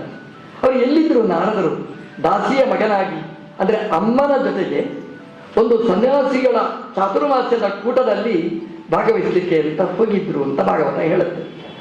ಒಂದು ದಾಸಿ ಯಾಕೆ ಹೋದ್ರು ಅಂತಂದ್ರೆ ಅಲ್ಲಿ ಸನ್ಯಾಸಿಗಳ ಆ ಚಾತುರ್ಮಾಸ್ಯದಲ್ಲಿ ಅಲ್ಲಿ ಶುದ್ಧಿ ಮಾಡಲಿಕ್ಕೆ, ಅಲ್ಲಿ ಏನು ಬೇಕೋ ಅನುಕೂಲತೆ ಮಾಡಿಕೊಡ್ಲಿಕ್ಕೋಸ್ಕರ ಅಮ್ಮ ಹೋದರೆ, ಅಮ್ಮನೊಟ್ಟಿಗೆ ಈ ಮಗು ಪುಟ್ಟ ಕೂಸು 5 ವರ್ಷದ ಹುಡುಗ ಹೋಗಿತ್ತು. ಅಮ್ಮನಿಗೆ ಕೆಲಸ ಇತ್ತು, ಈ ಹುಡುಗನಿಗೆ ಏನು ಕೆಲಸ? ಆ ಎಲ್ಲ ಸನ್ಯಾಸಿಗಳು ಒಟ್ಟು ಸೇರಿದ್ರು. ಭಾಗವತ ಹೇಳುತ್ತೆ, ಎಂಥ ಒಂದು ವೈಭವದ ಕಾಲ ನೋಡಿ. ಇವತ್ತು ಅಂಥ ಕಾಲ ನಾವು ನೋಡೋದು ಕಷ್ಟ. ಒಬ್ಬ ಸ್ವಾಮಿಗಳಿದ್ರೆ ಇನ್ನೊಂದು ಸ್ವಾಮಿಗಳು ಆ ಜಾಗವನ್ನೇ ಅವಾಯ್ಡ್ ಮಾಡ್ತಾರೆ. ಎಲ್ಲ ಒಟ್ಟು ಸೇರಿ ಕೂಡುವ ಚಾತುರ್ಮಾಸ್ಯ ಅಂತ, ಇದು ಕೋವಿಡ್ ಬರಬೇಕೇನೋ ಗೊತ್ತಿಲ್ಲ, ಒಟ್ಟು ಸೇರುವಂತಹದ್ದಿಲ್ಲ ಚಾತುರ್ಮಾಸ್ಯದಲ್ಲಿ. ಒಬ್ಬೊಬ್ಬರು ಒಂದೊಂದು ಜಾಗದಲ್ಲಿ. ಅವತ್ತು ಎಲ್ಲ ಸನ್ಯಾಸಿಗಳು ಒಟ್ಟು ಸೇರಿ ಮಾಡಿರ್ತಕ್ಕ ಚಾತುರ್ಮಾಸ್ಯ ಭಾಗವತದಲ್ಲಿ ದಾಖಲೆ ಆದದ್ದು. ಆ ಜಾಗದಲ್ಲಿ ಈ ದಾಸಿ ತನ್ನ ಮಗನನ್ನು ಕರ್ಕೊಂಡು ಹೋಗಿದ್ದಾಳೆ. ಆ ಮಗನಿಗೆ ಏನು ಕೆಲಸ? ಆ ಸನ್ಯಾಸಿಗಳು ಚಿಂತನೆ ಮಂಥನೆ ನಡೆಸ್ತಿದ್ರು, ಭಗವಂತನ ಗುಣಗಳನ್ನು ಗಾನ ಮಾಡ್ತಿದ್ರು. ಈ ಹುಡುಗ ಕಿವಿಗೊಟ್ಟು ಆಲಿಸ್ತಿದ್ದಾನೆ, ಮೈಯೆಲ್ಲ ಕಿವಿಯಾಗಿ ಕೇಳಿಸ್ತಿದ್ದಾನೆ. ಆ ಸನ್ಯಾಸಿಗಳು ನೀನು ಅಯೋಗ್ಯ, ಹೋಗು ಅಂತ ಅವನನ್ನು ಓಡಿಸಲೂ ಇಲ್ಲ. ಈ ಹುಡುಗನಿಗೆ ಎಂಥದೋ ಕಥೆ ಅವರದು ಅಂತ ಉದಾಸೀನಾಗಿ ದೂರನೂ ಸರಿಲಿಲ್ಲ. ಅವರ ಅಷ್ಟೂ ಜ್ಞಾನ ಸತ್ರದಲ್ಲಿ ಪೂರ್ತಿಯಾಗಿ ಇನ್ವಾಲ್ವ್ಮೆಂಟ್ ಹೊಂದಿದ್ದ ಆ ಹುಡುಗ ಪೂರ್ತಿಯಾಗಿ ಭಾಗವಹಿಸಿದ್ದ. ಹಾಗಾಗಿ ಅವ್ರು ಏನು ಮಾತಾಡ್ತಾರೆ ಅದನ್ನೆಲ್ಲ ಕಿವಿಗೊಟ್ಟು ಕೇಳ್ತಿದ್ದ. ಸಾಮಾನ್ಯವಾಗಿ ಪರ್ಸನಲ್ ಲೈಫ್ ಅಂತಿರ್ತದೆ, ಸನ್ಯಾಸಿಗಳಿಗೆ ಏನು ಪರ್ಸನಲ್ ಲೈಫ್, ಅವ್ರು ಏನು ಮಾತಾಡ್ತಾರೆ ಕಿವಿ ಕೊಟ್ಟು ಕೇಳಲಿಕ್ಕೆ ಎಲ್ರಿಗೂ ಅವಕಾಶ ಕೊಟ್ಟಿದ್ರು. ಈ ಹುಡುಗ ಅದನ್ನು ಕೇಳ್ತಿದ್ದ. ಊಟ ಆದ ಮೇಲೆ ಶುದ್ಧಿ ಮಾಡ್ತಿದ್ದ. ಊಟ ಆದ ಮೇಲೆ ಅವರು ಏನು ಬಿಟ್ಟಿದ್ರು ಅದನ್ನು ತಿಂತಿದ್ದ. ಅದನ್ನು ಹೇಳ್ತದೆ ಭಾಗವತ, ಸಕೃಷ್ಮ ಮುಂಜೆ ಅವ್ರು ಒಂದ್ಸಲ ಊಟ ಮಾಡ್ತಿದ್ರು, ನಾನು ಅಷ್ಟೇ ತಿಂತಿದ್ದೆ, ತೃಪ್ತಿ ಆಗ್ತಿತ್ತು, ಅವರ ಉಚ್ಚಿಷ್ಟವನ್ನು ಉಂಡೆ ಅಂತ ಹೇಳ್ತಾನೆ. ನಮಗೆ ಕಲಿಸ್ತದೆ ಈ ಪಾಠ ಅಂತಂದ್ರೆ, ದಾಸಿ ತನ್ನ ಮಗನನ್ನು ಆ ಚಾತುರ್ಮಾಸ್ಯದ ಜ್ಞಾನಸತ್ರದಲ್ಲಿ ಕರ್ಕೊಂಡು ಹೋಗ್ತಿದ್ಲು. ಇದು ನಮಗೊಂದು ಪಾಠ. ಸಾಮಾನ್ಯವಾಗಿ ನಮ್ಮಲ್ಲಿ ಏನಿದೆ ಅಂತಂದ್ರೆ, ಚಿಕ್ಕ ಮಕ್ಕಳನ್ನು ನಾವು ಕರ್ಕೊಂಡು ಹೋಗುದು, ಚಿಕ್ಕ ಮಕ್ಕಳನ್ನು ಬಿಟ್ಟು ಹೋಗ್ತೇವೆ ನಾವು. ಯಾಕೆಂತಂದ್ರೆ ಚಿಕ್ಕ ಮಕ್ಕಳು ರಗಳೆ ಕಿರಿಕಿರಿ ಅಂತ. ಅದು ಅಂತಾರೆ, ಗಲಾಟೆ ಮಾಡ್ತಾರೆ. ಗಲಾಟೆ ಮಾಡಿದ್ರೆ ಅಲ್ಲಿ ಉಪನ್ಯಾಸ ಮಾಡೋರು ಹೇಳ್ತಾರೆ, ಯಾರ ಮಗು ಎತ್ತಿಕೊಳ್ಳಿ, ಪಾಪ ಅಷ್ಟು ಜನರ ಮುಂದೆ ಸಂಕೋಚ ಆಗುತ್ತೆ ಅಂತ. ಭಾಗವತ ಹೇಳುತ್ತೆ, ಮಕ್ಕಳನ್ನು ಕರ್ಕೊಂಡು ಹೋಗಿದ್ಲು. ಕರ್ಕೊಂಡು ಹೋದಕ್ಕೆ ಏನಾಯಿತು ಅಂತಂದ್ರೆ ಗಿನ್ನೆಸ್ ದಾಖಲೆ ಅಲ್ಲ, ನಾರದರು ದಾಸಿ ಪುತ್ರ ಭಾಗವತ ದಾಖಲೆ ಆಗಿದ್ದಾನೆ. ಆ ಹುಡುಗ ಇನ್ನೂ ಎಲ್ಲರ ಭಾಗವತ ಹೇಳುವವರು ಕೇಳುವವರವರ ಕಿವಿ ಪಡಿ ಹಚ್ಚಿ ಮೂಡಿಸ್ತಾನೆ. ಇದು ನಮಗೆ ಕಲಿಸಿಕೊಟ್ಟ ಪಾಠ. ನಾವು ಮಕ್ಕಳನ್ನು ಬಿಟ್ಟು ಹೋಗಬಾರದು. ನಾವು ಬೇಡವಾದ ಕೆಲಸಕ್ಕೆ ಹೋಗುವಾಗೆಲ್ಲ ಮಕ್ಕಳನ್ನು ಕರ್ಕೊಂಡು ಹೋಗ್ತೇವೆ. ಬೇಡವಾದ ನಾನು ಏನು ಬಿಡಿಸಿ ಹೇಳೋದಿಲ್ಲ, ಕರ್ಕೊಂಡು ಹೋಗ್ತೇವೆ ನಾವು ಮಕ್ಕಳನ್ನು. ಈ ದೇವಸ್ಥಾನಕ್ಕೆ ಹೋಗುವಾಗ, ಈ ಪಾಠ ಪ್ರವಚನಕ್ಕೆ ಹೋಗುವಾಗ ಮಕ್ಕಳು ಕಿರಿಕಿರಿಯಿಂದ ನಾವು ಬಿಟ್ಟು ಹೋಗ್ತೇವೆ. ಅದನ್ನು ತಿದ್ದುಪಡಿ ನಾವು ಮಾಡಿಕೊಂಡ್ರೆ, ಮಕ್ಕಳನ್ನೂ ಕರ್ಕೊಂಡು ಹೋದ್ರೆ ಮುಂದಿನ ಜನಾಂಗ ಭಾಗವತ ಕೇಳತಕ್ಕಂತಹ ಮಿನಿ ನಾರದರ ತಂಡ ನಮಗೆ ತಯಾರಾಗಲಿಕ್ಕೆ ಸಾಧ್ಯ. ಅದಕ್ಕೆ ಭಾಗವತ ನಮಗೆ ನಿರೂಪಣೆ ನಮಗೆ ಮಾಡಿದೆ. ಚಾತುರ್ಮಾಸ್ಯ ಮುಗಿಯಿತು. ಅಮ್ಮ ಹಾವು ಕಚ್ಚಿ ಸಾಯ್ತಾಳೆ. ಈ ಹುಡುಗ ಬಾಲಕ, ಅವನಿಗೆ ಗೊತ್ತು ಗುರಿ ಇಲ್ಲ. ಸನ್ಯಾಸಿಗಳು ಹೊರಟು ಹೋದ್ರು. ಈ ಹುಡುಗ ಏನ್ ಮಾಡಬೇಕು? ಎಲ್ಲಿಯೋ ಹೊರಟ. ಇದು ಭಾಗವತ ಹೇಳೋದು. ಡ್ರೈವರ್ ಯಾರು? ಭಗವಂತನೇ ಡ್ರೈವರ್. ಈಗ ನಾವು ಡ್ರೈವಿಂಗ್ ಮಾಡಿದ್ರೆ ಇಂಥ ಕಡೆ ಹೋಗೋದು ಅಂತ ಗೊತ್ತಿಲ್ಲ. ಈ ಹುಡುಗನಿಗೆ, ಬಾಲಕನಿಗೆ ಎಲ್ಲಿ ಹೋಗಬೇಕು ಅಂತ ಗೊತ್ತಿಲ್ಲ. ಕಾಡು ಮೇಡು ಎಲ್ಲ ಕಡೆ ಹೊರಟ. ಕಾಡಲ್ಲೇ ಹೋದ. ಒಂದು ಅಶ್ವತ್ಥ ಮರದ ಬುಡದಲ್ಲಿ ಕೂತ್ರೆ ಅಲ್ಲಿ ಒಂದು ಸರೋವರದಲ್ಲಿ ಸ್ನಾನ ಮಾಡಿದ. ಕೂತ್ರೆ ಭಗವಂತ ಒಂದು ಕ್ಷಣ ಮಿಂಚಿನ ಹಾಗೆ ಮಿಂಚಿದ ಅಂತ ಭಾಗವತ ಹೇಳುತ್ತೆ. ಇಷ್ಟು ರೋಚಕವಾಗಿ ಹೇಳುತ್ತೆ ಭಾಗವತ ಅಂತಂದ್ರೆ, ನಮ್ಗೇನಿದೆ ಕಲ್ಪನೆ ಅಂತಂದ್ರೆ, ನಾನು ಮನೆಯಲ್ಲಿ ಕೂತಿರ್ತೇನೆ, ದೇವರು ಬರಬೇಕು, ದರ್ಶನ ಕೊಡಬೇಕು, ಸಾಕ್ಷಾತ್ಕಾರ ಕೊಡಬೇಕು, ನನ್ನ ಹೀಗಿದ್ದೇನೆ ತೋರಿಸ್ಬೇಕು ಅಂತ ಒಂದು ಕಲ್ಪನೆ ಇರ್ತದೆ. ಖಂಡಿತ ಇಲ್ಲ ಅಂತ ಭಾಗವತ ಹೇಳುತ್ತೆ. ಸಾಧನೆ ಇಲ್ಲದೆ ಫಲ ಆಗುವುದಿಲ್ಲ. ಇದು ಶಾಸ್ತ್ರದ ನಿಯಮ. ನಾವು ದೇವರನ್ನು ಕಾಣಬೇಕಾದ್ರೆ ದೇವರ ಬಗ್ಗೆ ನಾವು ಕೇಳಿರ್ಬೇಕು. ನಾವು ಕೇಳಿ ಮನನೆ ಮಾಡಿ ಗಟ್ಟಿ ಮಾಡಿಕೊಂಡಿರ್ಬೇಕು. ಅದನ್ನು ಧ್ಯಾನದಲ್ಲಿ ಇನ್ನಷ್ಟು ದೃಢಪಡಿಸಿದಾಗ ದೇವರು ನಮ್ಮ ಮುಂದೆ ಬಂದು ನಿಲ್ತಾನೆ. ನಾನು ಮಠದಲ್ಲಿದ್ದೇವೆ. ನನ್ನ ಹತ್ರ ಬಂದು ಒಬ್ಬರು ಕೇಳಿದ್ರು, ಸ್ವಾಮಿಗಳು ಎಲ್ಲಿದ್ದಾರೆ? ನನಗೆ ಎಷ್ಟು ಸಂಕೋಚ ಆಯಿತು ಅಂತಂದ್ರೆ, ಏನು ನಾನೇ ಸ್ವಾಮಿ ಅಂತ ಹೇಳೋದಾ? ಬಹಳ ಕಷ್ಟ ಆಯ್ತು. ನಾನು ಪಕ್ಕದವ್ರ ಹತ್ರ ಕೇಳಿ ಅಂತ ಹೇಳಿ ಅಲ್ವಾ, ಮತ್ತೇನು ಹೇಳಲಿಕ್ಕೆ ಸಾಧ್ಯ? ನಮ್ಮ ದೇವರು ನಮ್ಮ ಕಣ್ಣ ಮುಂದೆ ಬಂದು ನಿಂತ ಅಂತ ಇಟ್ಟುಕೊಳ್ಳಿ. ನಾವೇನು ಕೇಳ್ತೇವೆ? ನೀನು ಯಾರು? ನಿನ್ನ ನಂಬರ್ ಏನು? ನನ್ನ ಅಪ್ಪ ಯಾರು? ಬೇಕಾದ್ರೆ ಒಬ್ಬ ಸಾಮಾನ್ಯ ಮನುಷ್ಯ ನಾನು, ನನಗೇ ಇಷ್ಟು ಮುಜುಗರ ಆಗುತ್ತೆ ನೀವು ಯಾರು ಅಂತ ಕೇಳಿದರೆ, ಸರ್ವೋತ್ತಮನಾದ ಸರ್ವಶಕ್ತನಾದ ಅನಂತ ಕಲ್ಯಾಣ ಗುಣ ಪರಿಪೂರ್ಣನಾದ ದೇವರು ಬಂದು ನಿಂತಾಗ ಹಲೋ ನೀನು ಯಾರು ಅಂತ ಕೇಳಿದ್ರೆ ಸಿಟ್ಟ ಬರುದಿಲ್ಲ. ದೇವರು ಬಹಳ ಜಾಗರೂಕನಾದವ. ದೇವರು ಎಲ್ಲಿ ಮುಜುಗರಕ್ಕೆ ಸಿಗೊಳ್ಳೋದಿಲ್ಲ. ಅದಕ್ಕೆ ದೇವರು ತೀರ್ಮಾನ ಮಾಡಿದ್ದಾನೆ ಏನು ಅಂತಂದ್ರೆ, ನನ್ನ ಬಗ್ಗೆ ಕೇಳಿರ್ಬೇಕು. ನಿಂತ ಮೇಲೆ ನೀನು ಯಾರು ಅಂತ ಕೇಳಿಸಿಕೊಳ್ಳುವ ದುರಂತ ನನಗೆ ಬರಬಾರ್ದು.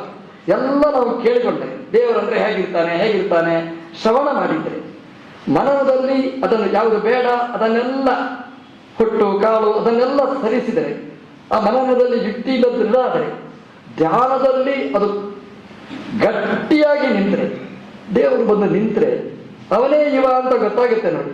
ದೇವರಿಗೆ ಪ್ರಶ್ನೆ ಬರುವುದಿಲ್ಲ. ಧ್ರುವ ಧ್ಯಾನ ಮಾಡಿದ ಭಗವಂತ ಬಂದು ನಿಂತ. ನೀನು ಯಾರು ಅಂತ ಕೇಳಲಿಲ್ಲ. ಅವನು ಧ್ಯಾನ ಯಾರನ್ನು ಮಾಡಿದ್ದ ಅವನೇ ಅವನ ಕಣ್ಣ ಮುಂದೆ ಬಂದು ನಿಂತಿದ್ದ. ಧ್ಯಾನ ಯಾರನ್ನು ಮಾಡಿದ್ದ ಅಂತಂದ್ರೆ ಧ್ರುವ. ಅದು ನಾರದರು ಏನು ಹೇಳಿದ್ದಾರೆ ಅದನ್ನೇ. ಹಾಗಾಗಿ ನಾವು ಧ್ಯಾನ ಮಾಡಬೇಕಾದ್ರೆ ಮನನೇ ಮಾಡಿರ್ಬೇಕು. ಧ್ಯಾನದಲ್ಲಿ ಕಸಿವಿಸಿ ಆಗ್ತದೆ. ಹೀಗೋ ಹಾಗೋ ಅಂತ ಬಂದರೆ ದೇವರಿಗೆ 2 ಕೈಯೋ 4 ಕೈಯೋ 1000 ಕೈಯೋ ತಲೆಬಿಸಿಯಾಗಿ ಬಿಟ್ಟರೆ ಧ್ಯಾನ ಅಲ್ಲೇ ನಿಂತು ಬಿಡ್ತದೆ. ಹಾಗಾಗಿ ಧ್ಯಾನಕ್ಕಿಂತ ಮುಂಚೆ ಆ ಮನನದಲ್ಲಿ ಯುಕ್ತಿ ಅನುಸಂಧಾನದಲ್ಲಿ ಅದು ದೃಢ ಆಗಿರ್ಬೇಕು. ಅದು ಆಗಬೇಕಾದ್ರೆ ಬೇಕಾದ ಆಹಾರ ಅದು ಶ್ರವಣದಲ್ಲಿ ಅದು ಸಿಗಬೇಕು. ಹೀಗೆ ಶ್ರವಣ ಮಾಡಿ ಮನನ ಮಾಡಿ ಧ್ಯಾನ ಮಾಡಿದಾಗ ಅದು ಗಟ್ಟಿಯಾಗಿ ನಿಂತಿತು ಅಂತಂದರೆ ಆವಾಗ ನಾವು ಭಗವಂತನನ್ನು ಕಾಣಲಿಕ್ಕೆ ಸಾಧ್ಯ ಅಂತ. ಹಾಗಾಗಿ ದೇವರು ಬರಬೇಕಾದ್ರೆ 3 ಸ್ಟೆಪ್ ಬೇಕೇ ಬೇಕು. ಆತ್ಮಾವಾರೇ ದ್ರಷ್ಟವ್ಯ, ಶ್ರೋತವ್ಯ, ಮಂತವ್ಯ, ನಿಧಿಧ್ಯಾಸಿತವ್ಯ ಅಂತ. ಅಂದರೆ ಶ್ರವಣ ಮನನ ಧ್ಯಾನ ಮಾಡಿದವನಿಗೇ ಭಗವಂತನು ದ್ರಷ್ಟವ್ಯ, ಭಗವಂತ ಕಾಣುವಂಥದ್ದು. ಅದಕ್ಕೆ ಈ ದಾಸಿಪುತ್ರ ಅಪವಾದನ ಅಂತ ಕೇಳಿದ್ರೆ ಅಪವಾದ ಅಲ್ಲ. ಅಲ್ಲ, ದೇವರು ಕಾಣಿಸಿದ ಅಶ್ವತ್ಥ ತರುವಿನ ಬುಡದಲ್ಲಿ ಕೂತ ದೇವರ ಮಿಂಚಿನ ಹಾಗೆ ಕಾಣಿಸಿಕೊಂಡ, ಖಂಡಿತ ಇಲ್ಲ ಅಂತ ಹೇಳುತ್ತೆ ಭಾಗವತ. ಅವನು ನೋಡಿ ಶ್ರವಣ ಮಾಡಿದ್ದಾನೆ, ಮನನ ಮಾಡಿದ್ದಾನೆ, ಧ್ಯಾನ ಮಾಡಿದ್ದಾನೆ, ಅದಕ್ಕೆ ಭಗವಂತ ಅವನ ಕಣ್ಣ ಮುಂದೆ ಗೋಚರಿಸಿದ. ಎಲ್ಲಿ ಶ್ರವಣ ಮಾಡಿದ ಅಂತಾದ್ರೆ ಸನ್ಯಾಸಿಗಳ ಸತ್ಸಂಗದಲ್ಲಿ ಅಖಂಡ ಅಹೋರಾತ್ರ ಚಾತುರ್ಮಾಸ್ಯದ ಕಾಲದಲ್ಲಿ ಆ ಜ್ಞಾನಿಗಳಿಂದ ಭಗವಂತನ ಮಾಹಿತಿಗಳನ್ನೆಲ್ಲ ಕಲೆ ಹಾಕಿದ, ಅಷ್ಟನ್ನು ಗ್ರಹಿಸಿದ. ಪುಟ್ಟ ಮಗುವಿನ ನಿರ್ಮಲವಾದ ಹೃದಯ, ಆ ಮನಸ್ಸಿನಲ್ಲಿ ಹಾಕಿದ ಬೀಜ ಅದು ಗಟ್ಟಿಯಾಗಿ ಹೆಮ್ಮರವಾಗಿ ಬೆಳೆಯಿತು. ಅಮ್ಮ ಅವನನ್ನು ಬಿಟ್ಟು ಹೋದ್ರು. ಅವನ ಸಾಧನೆಗೆ ಪೂರಕ ಆಯಿತು, ಮಾರಕ ಆಗಲಿಲ್ಲ. ಅಮ್ಮ ಸತ್ಲು ಅಂತ ವ್ಯಥೆ ಆಗಲಿಲ್ಲ. ಯಾಕಂದ್ರೆ ಅಮ್ಮನ ಜಾಗದಲ್ಲಿ ಆ ಒಳಗೆ ಜ್ಞಾನಿಗಳು ಬಿತ್ತಿದ ಬೀಜ ಗಟ್ಟಿಯಾಗಿತ್ತು. ಅದನ್ನೇ ಆಲೋಚನೆ ಮಾಡಿದ. ಕಾಡಲ್ಲಿ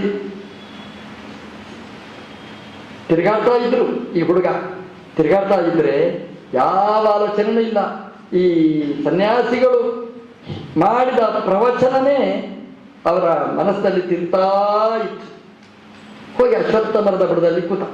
ಮೊದಲು ಶ್ರವಣ ಆಯಿತು, ದಾರಿ ಉದ್ದಕ್ಕೆ ಮನನೇ ಮಾಡಿದ. ಸ್ನಾನ ಮಾಡಿ ಅಶ್ವತ್ಥ ಮರದ ಬುಡದಲ್ಲಿ ಕೂತ್ರೆ ಮೆಡಿಟೇಷನ್ ಆಯ್ತು, ಧ್ಯಾನ ಆಯಿತು. ಶ್ರವಣ ಮನನ ಧ್ಯಾನ 3 ಸ್ಟೆಪ್ಸ್ ಮೇಲೆ ಹೋದ. ದೇವರು ಅನಂತ ಮೆಟ್ಟು ದಡ ದಡ ದಡ ಅಂತ ಇಳಿದು ನಾರದನಿಗೆ ದಾಸಿಪುತ್ರನಿಗೆ ದರ್ಶನ ಕೊಟ್ಟ ಅಂತ ಭಾಗವತ ಹೇಳುತ್ತೆ.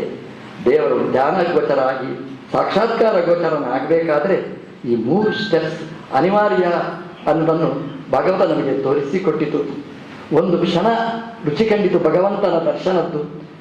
ದೇವರೇ ಇಷ್ಟೇನಾ ಅಂತ ಅಲ್ಲಿಕ್ಕೆ ಪ್ರಾರಂಭ ಮಾಡಿದರೆ ಈ ಶರೀರದಲ್ಲಿ ಇಷ್ಟೇ, ಮುಂದಿನದ್ದು ಮುಂದಿನ ಭಾಗದಲ್ಲಿ ಇಂತ ನಾರದರಿಗೆ ಮತ್ತೆ ಪ್ರಳಯ ಕಾಲದ ನಂತರ ಭಗವಂತ ಬ್ರಹ್ಮದೇವರ ಮೂಲಕ ಜನ್ಮ ಕೊಟ್ಟಾಗ ನೇರ ಭಗವಂತನ ದರ್ಶನದ ಯೋಗ, ನಿರಂತರ ದರ್ಶನ. ಎಂತಹ ಯೋಗ ಅಂತಂದ್ರೆ ದೇವರನ್ನು ಕಾಣಬೇಕು, ಭಕ್ತರಿಗೆ ಸಾಧಕರಿಗೆ ದೇವರ ಬಗ್ಗೆ ಪರಿಚಯ ಮಾಡಿಸಿಕೊಡಬೇಕು, ಅವರ ಕಷ್ಟ ಕಾರ್ಪಣ್ಯಗಳನ್ನು ಭಗವಂತನಿಗೆ ನಿವೇದಿಸಬೇಕು. ಇದು ಕೊಂಡಿಯಾಗಿ ನಾರದರು ನಿಂತರು ಅನ್ನುವ ಕಥೆಯನ್ನು ಶ್ರೀಮದ್ ಭಾಗವತ ನಮಗೆ ಉಲ್ಲೇಖ ಮಾಡುತ್ತದೆ. ಹಾಗಾಗಿ ನಮ್ಮ ಸಾಧನೆಯಲ್ಲಿ ನಾರದರು ಪ್ರಮುಖವಾಗಿರತಕ್ಕಂತಹ ಘಟ್ಟ.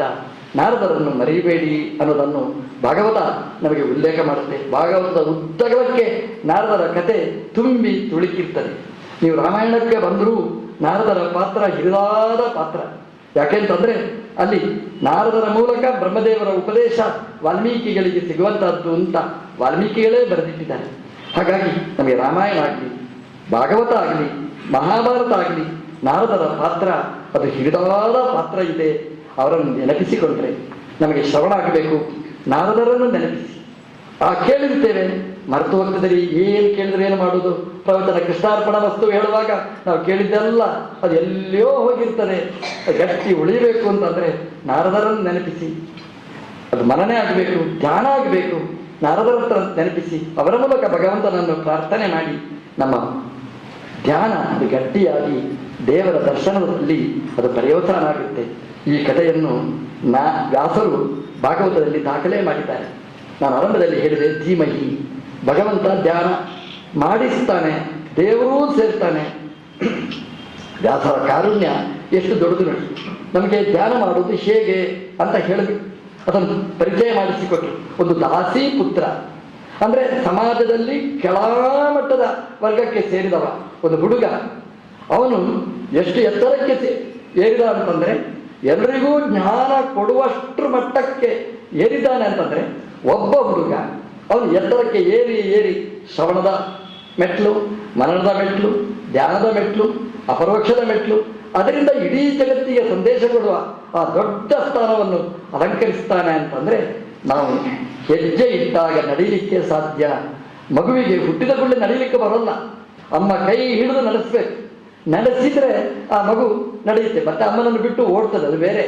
ಅಂತೂ ನಡೆಸಬೇಕಾದ್ರೆ ಅಮ್ಮ ಕೈ ಹೇಗೆ ಹಿಡಿಯಬೇಕು, ಹಾಗೆ ದೇವರು ಕೈ ಹಿಡಿದು ಆ ದಾಸಿ ಪುತ್ರನಿಂದ ಶ್ರವಣ ಮನನ ಧ್ಯಾನ ಮಾಡಿಸಿ ಸಾಕ್ಷಾತ್ಕಾರದ ಹಂತದ ತನಕ ಕರ್ಕೊಂಡು ಹೋಯ್ತು ನೋಡಿ. ಇದು ಧೀಮಹಿ. ಭಗವಂತ ಧ್ಯಾನ ಮಾಡಿಸುವ ಕ್ರಮ ಹೀಗೆ ಅಂತ ಭಾಗವತ ತೋರಿಸಿರತಕ್ಕಂಥದ್ದು. ನಾವು ಇದನ್ನು ಅನುಸಂಧಾನ ಮಾಡಿದರೆ ನಮಗೂ ಇಡೀ ಭಾಗವತ ಅದು ಧ್ಯಾನಮಯವಾಗಿ ಕಾಣಲಿಕ್ಕೆ ಸಾಧ್ಯ. ವ್ಯಾಸರು ಹೇಳ್ತಾರೆ ಭಾಗವತ ಪ್ರಾರಂಭ ಆಗಬೇಕು, ಎಲ್ಲಿಂದ ಪ್ರಾರಂಭ ಆಗಬೇಕು ಅಂತ. ಭಾಗವತ ಎಲ್ಲಿಂದ ಪ್ರಾರಂಭ ಆಗುತ್ತೆ ಅಂತಂದ್ರೆ ಅವ್ರು ಹೇಳ್ತಾರೆ, ಭಗ್ನೋರು ದಂಡೆ ಧೃತರಾಷ್ಟ್ರ ಪುತ್ರೆ ವೃಕೋದರಾವಿದ್ದ ಗದಾಭಿಮರ್ಶಾತ್ ಹೇಳ್ತಾರೆ ವ್ಯಾಸರು. ತುಂಬ ರೋಚಕವಾಗಿ ಹೇಳ್ತಾರೆ. ಈ ಕಥೆ ಎಲ್ಲಿಂದ ಪ್ರಾರಂಭ ಮಾಡ್ತಾರೆ? ಧೃತರಾಷ್ಟ್ರ ಪುತ್ರೆ ಅಂದ್ರೆ ದುರ್ಯೋಧನ, ಅವನು ಭಗ್ನೋರು ದಂಡೆ ತನ್ನ ತೊಡೆ ಮುರಿದು ಕೆಳಗೆ ಬಿದ್ದ, ಅಲ್ಲಿಂದ ಭಾಗವತವನ್ನು ಪ್ರಾರಂಭ ಮಾಡ್ತಾನೆ. ಅವನ ಹೆಸರೂ ಹೇಳುವುದಿಲ್ಲ. ನಮ್ಗೆ ತುಂಬ ಆಗದಿದ್ದವರು ಇದ್ರೆ ಅವರ ಮಗ ಇವರ ಮಗ ಪಕ್ಕದ ಮನೆಯವ ಅಂತ ಹೇಳ್ತೇವೆ ಅಷ್ಟೇ ಹೊರತು ಅವರ ಹೆಸರೂ ಹೇಳೋದಿಲ್ಲ. ಕಲಿಯ ಹೆಸರು ಹೇಳಬಾರದು ಬಾಯ್ಬಿಟ್ಟು. ಅದಕ್ಕೇನು ಧೃತರಾಷ್ಟ್ರ ಪುತ್ರೆ, ಧೃತರಾಷ್ಟ್ರ ಒಳ್ಳೆಯ ಗಂಧರ್ವ, ಧೃತರಾಷ್ಟ್ರ ಪುತ್ರೆ ಪರಿಚಯ ಮಾಡಿಸಿಕೊಳ್ಳುವ ಕ್ರಮ ಅದೇ ಹಾಗೆ. ಭಾಗವತರು ಅಯೋಗ್ಯರಾದ ಕಲಿಯನ್ನು ಹೆಸರತ್ತಿಯೂ ಹೇಳುವುದಿಲ್ಲ. ಧೃತರಾಷ್ಟ್ರ ಪುತ್ರೆ ಏನಾದ? ಭಗ್ನೋರು ದಂಡೆ, ಅವನ ತೊಡೆ ಮುರಿದು ಕೆಳಗೆ ಬಿದ್ದ. ಎಷ್ಟು ಅನ್ಯಾಯ ಮಾಡಿದ, ಎಷ್ಟು ಅಧರ್ಮ ಮಾಡಿದ, ಎಷ್ಟು ದುರಂತಗಳನ್ನು ಮಾಡಿದ. ಅದು ಏನು ಫಲ ಕೊನೆಗೆ? ಅವನಿಗೆ ಊರುಗೋಲಾಗಿರ್ತಕ್ಕಂತಹ ತೊಡೆ ಅದು ಮುರಿದು ಬಿತ್ತು. ಯಾರಿಂದ? ವೃಕೋದರ ಬಿದ್ದ. ವೃಕೋದರ ಅಂದರೆ ಭೀಮಸೇನ ದೇವರು. ಭೀಮಸೇನ ದೇವರ ಗದಾಪ್ರಹಾರದಿಂದ ತೊಡೆ ಮುರಿದು ಬಿದ್ದ. ಅಲ್ಲಿಂದ ಭಾಗವತ ಪ್ರಾರಂಭ ಆಗುತ್ತೆ. ಭಾಗವತ ಧರ್ಮ ಎಲ್ಲಿಂದ ಶುರುವಾಗುತ್ತೆ ಅಂತಂದ್ರೆ, ನಮ್ಮ ಪಾಲಿಗೆ ಕಲಿ ಇರುವಷ್ಟು ಕಾಲ ಭಾಗವತ ಧರ್ಮ ನಾವು ಅನುಷ್ಠಾನ ಮಾಡಲಿಕ್ಕೆ ಆಗೋದಿಲ್ಲ. ಕಲಿ ನಮ್ಮ ಪಾಲಿಂದ ದೂರ ಆಗಬೇಕು. ಕಲಿ ನಮ್ಮಿಂದ ಯಾವಾಗ ದೂರ ಆಗ್ತಾನೆ ಅಲ್ಲಿಂದ ಭಾಗವತ ಪ್ರಾರಂಭ. ಹಾಗಾದ್ರೆ ಆ ಕಲಿ ಪುರುಷ ತೊಡೆ ಮುರಿದು ಕೆಳಗೆ ಬಿಡಬೇಕಾದ್ರೆ ಯಾರು ಬೇಕು? ವೃಕೋದರಾವಿದ್ದ ಗದಾಭಿಮರ್ಶ, ಭೀಮಸೇನ ದೇವರ ಗದಾ ಪ್ರಕಾರ ಆಗ್ಬೇಕು. ಅಂದ್ರೆ ಭೀಮನ ಗದೆಯ ಪೆಟ್ಟು ಬಿತ್ತು ಅಂತಂದ್ರೆ, ಆ ಕಲಿ ಅದು ದೂರ ಆದ ಅಂತಂದ್ರೆ ಆವಾಗ ನಮ್ಮಿಂದ ಒಳ್ಳೆಯ ಚಿಂತನೆ, ಒಳ್ಳೆಯ ಮನನ, ಒಳ್ಳೆಯ ಧ್ಯಾನ ಆಗಲಿಕ್ಕೆ ಸಾಧ್ಯ. ಭಾಗವತ ಧರ್ಮ ನಮ್ಮಿಂದ ನಡೆಯಲಿಕ್ಕೆ ಸಾಧ್ಯ. ಆರಂಭದಲ್ಲಿ ಆ ಪರಶುಕ್ಲತ್ರಯದಲ್ಲಿ ಸೇರಿದ ಹರಿವಾಯುಗಳನ್ನು ನಾವು ಚಿಂತನೆ ಮಾಡಿದರೆ ಅವರ ಅನುಗ್ರಹ ನಮಗೆ ಆಯಿತು ಅಂತಂದ್ರೆ, ಭೀಮಸೇನ ದೇವರ ಗದಾ ಅದು ನಮಗೆ ಸಿಕ್ಕಿತು, ಅದರ ಅನುಗ್ರಹ ನಮಗೆ ಆಯಿತು ಅಂತಂದ್ರೆ ಕಲಿ ದೂರ ಆಗ್ತಾನೆ. ಗದೆಯ ಪೋಧನಂಕುರು ದಿನಾ ನಾವು ಪ್ರಾರ್ಥನೆ ಮಾಡಿದರೆ ಗದೆಯಿಂದ ಆ ಕಲಿಯನ್ನು ದೂರ ಮಾಡು ಒಂದು ಪ್ರಾರ್ಥನೆ ದಿನಾ ಮಾಡಿದರೆ ನಮ್ಮ ಸಾಧನೆಗೆ ಅಡ್ಡಿಯಾಗತಕ್ಕ ಕಲಿದೋಷಗಳು ದೂರ ಆಗುತ್ತೆ. ಇವತ್ತು ಕಲಿಯುಗದಲ್ಲೇ ಇರುವವರು, ಅದು ದ್ವಾಪರ ಯುಗ, ಇದು ಕಲಿಯುಗ, ಕಲಿಪುರುಷಂದೇ ಸಾಮ್ರಾಜ್ಯ. ಹಾಗಾಗಿ ಎಲ್ಲಿ ಹೋದರೂ ಕಲಿಯ ಆಧಿಪತ್ಯ. ಆ ಕಲಿ ದೂರ ಆಗದೆ ನಮ್ಮಿಂದ ಸಾಧನೆ ಆಗುವುದಿಲ್ಲ. ನಾವು ದೇವರ ಕೋಣೆಯಲ್ಲಿ ಕೂತಿರ್ತೇವೆ ಪೂಜೆ ಮಾಡಬೇಕು ಅಂತ, ಭಾರೀ ಏಕಾಂತ ಜಾಗ ಅಂತ ಅರ್ಥ. ಹೋಗಿ ಪೂಜೆ ಮಾಡಿಸಿ ಗಂಟಾಮಣಿ ಬಾರಿಸ್ಬೇಕು. ಅದಕ್ಕಿಂತ ಮುಂಚೆ ನಮ್ಮ ಮೊಬೈಲ್ ಟಂಟಂಟನ್ನು ಹೇಳುತ್ತೆ, ಹಲೋ ಅಂತ ಮಾತಾಡ್ತಾರೆ. ದೇವರು ಅಲ್ಲಿ, ನಾವು ಇಲ್ಲಿ, ಅಲ್ಲಿಂದ ಕಲಿ ಪ್ರವೇಶ ಆರಂಭ ಆಗುತ್ತೆ. ಅಂದ್ರೆ ಸಾಧನೆ ಮಾಡ್ಲಿಕ್ಕೆ ಹೊರಟಾಗ ಅಲ್ಲಿವರೆಗೆ ಮೊಬೈಲ್ ಯಾರ್ದೂ ಬರುವುದಿಲ್ಲ. ಪೂಜೆಗೆ ಕೂತ್ರೆ, ಜಪಕ್ಕೆ ಕೂತ್ರೆ, ಪಾಠಕ್ಕೆ ಕೂತ್ರೆ ಎಲ್ಲ ಮೊಬೈಲ್ಗಳು ಬರ್ತವೆ. ಅಲ್ಲ, ಕಲಿ ಅಂತಂದ್ರೆ ಮೊಬೈಲಿಂದ ತುಂಬಾ ಕಲೀಲಿಕ್ಕಿದೆ, ಅದು ಬೇರೆ. ಅದಕ್ಕೆ ಕಲಿಯ ಅರ್ಧೂ ಅಲ್ಲಿದೆ.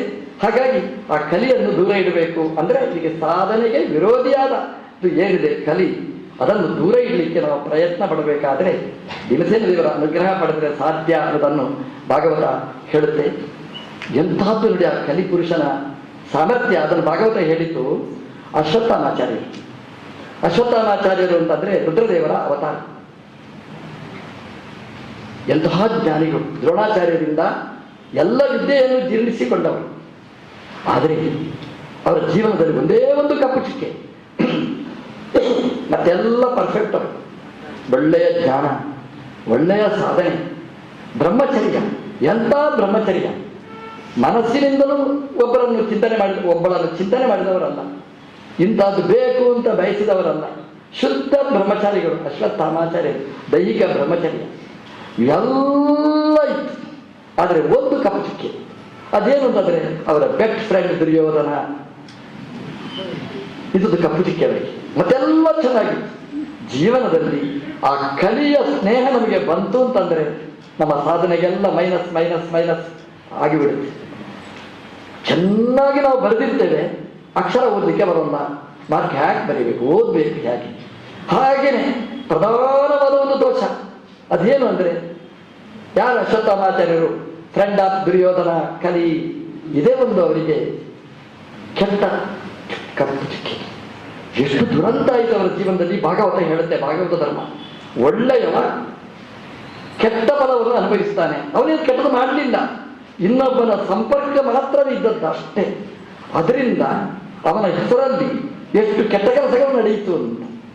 ಕೊನೆಗೆ ಏನಾಯಿತು ಅಂತಂದ್ರೆ, ದುರ್ಯೋಧನ ಹತ್ರ ಬರ್ತಾನೆ, ತಲೆ ಬರೆದು ಬಿದ್ದಾಗ ಅವನ ಹತ್ರ ಹೋಗಿ ಕೇಳ್ತಾನೆ, ನಿನ್ಗೆ ಏನಾಗಬೇಕು? ಯಾಕಪ್ಪ ಏನಾದ್ರೆ ಏನು, ಹೇಗಿದ್ರು ಹೋಪ್ಲೆಸ್ ಕೇಸ್ ಇದು, ಹೋಗುವಂಥದ್ದೇ. ತೊಡೆ ಮುರಿದು ಬಿತ್ತು ಅಂದ್ರೆ ಏನಿಲ್ಲ. ಹೋಗಿ ದುರ್ಯೋಧನ ಹತ್ರ ನಿನಗೇನು ಬೇಕು ಅಂತ ಕೇಳೋದು. ಅದು ಹೋಗಿ ಹೋಗಿ ಕೇಳಿಸ್ತು ನೋಡಿ ಅವನಿಂದ. ದುರ್ಯೋಧನ ಸಖ್ಯ ಮಾಡಿದ್ದಕ್ಕೆ ಆ ಆಕರ್ಷಣೆ, ದುರ್ಯೋಧನ ಹತ್ರ ಹೋಗಿ ನಿನಗೇನು ಬೇಕು ಕೇಳುವಂತಹ ಸ್ಥಿತಿ ಅವನ ಪಾಲಿಗೆ ಬಂತು. ಕೇಳಿದ, ಅವನಾದರೂ ನನಗೇನು ಬೇಡ ಅಂತ ಹೇಳಬೇಕಾ ಬೇಡವಾ? ಅವನು ಕಲಿಪುರುಷ.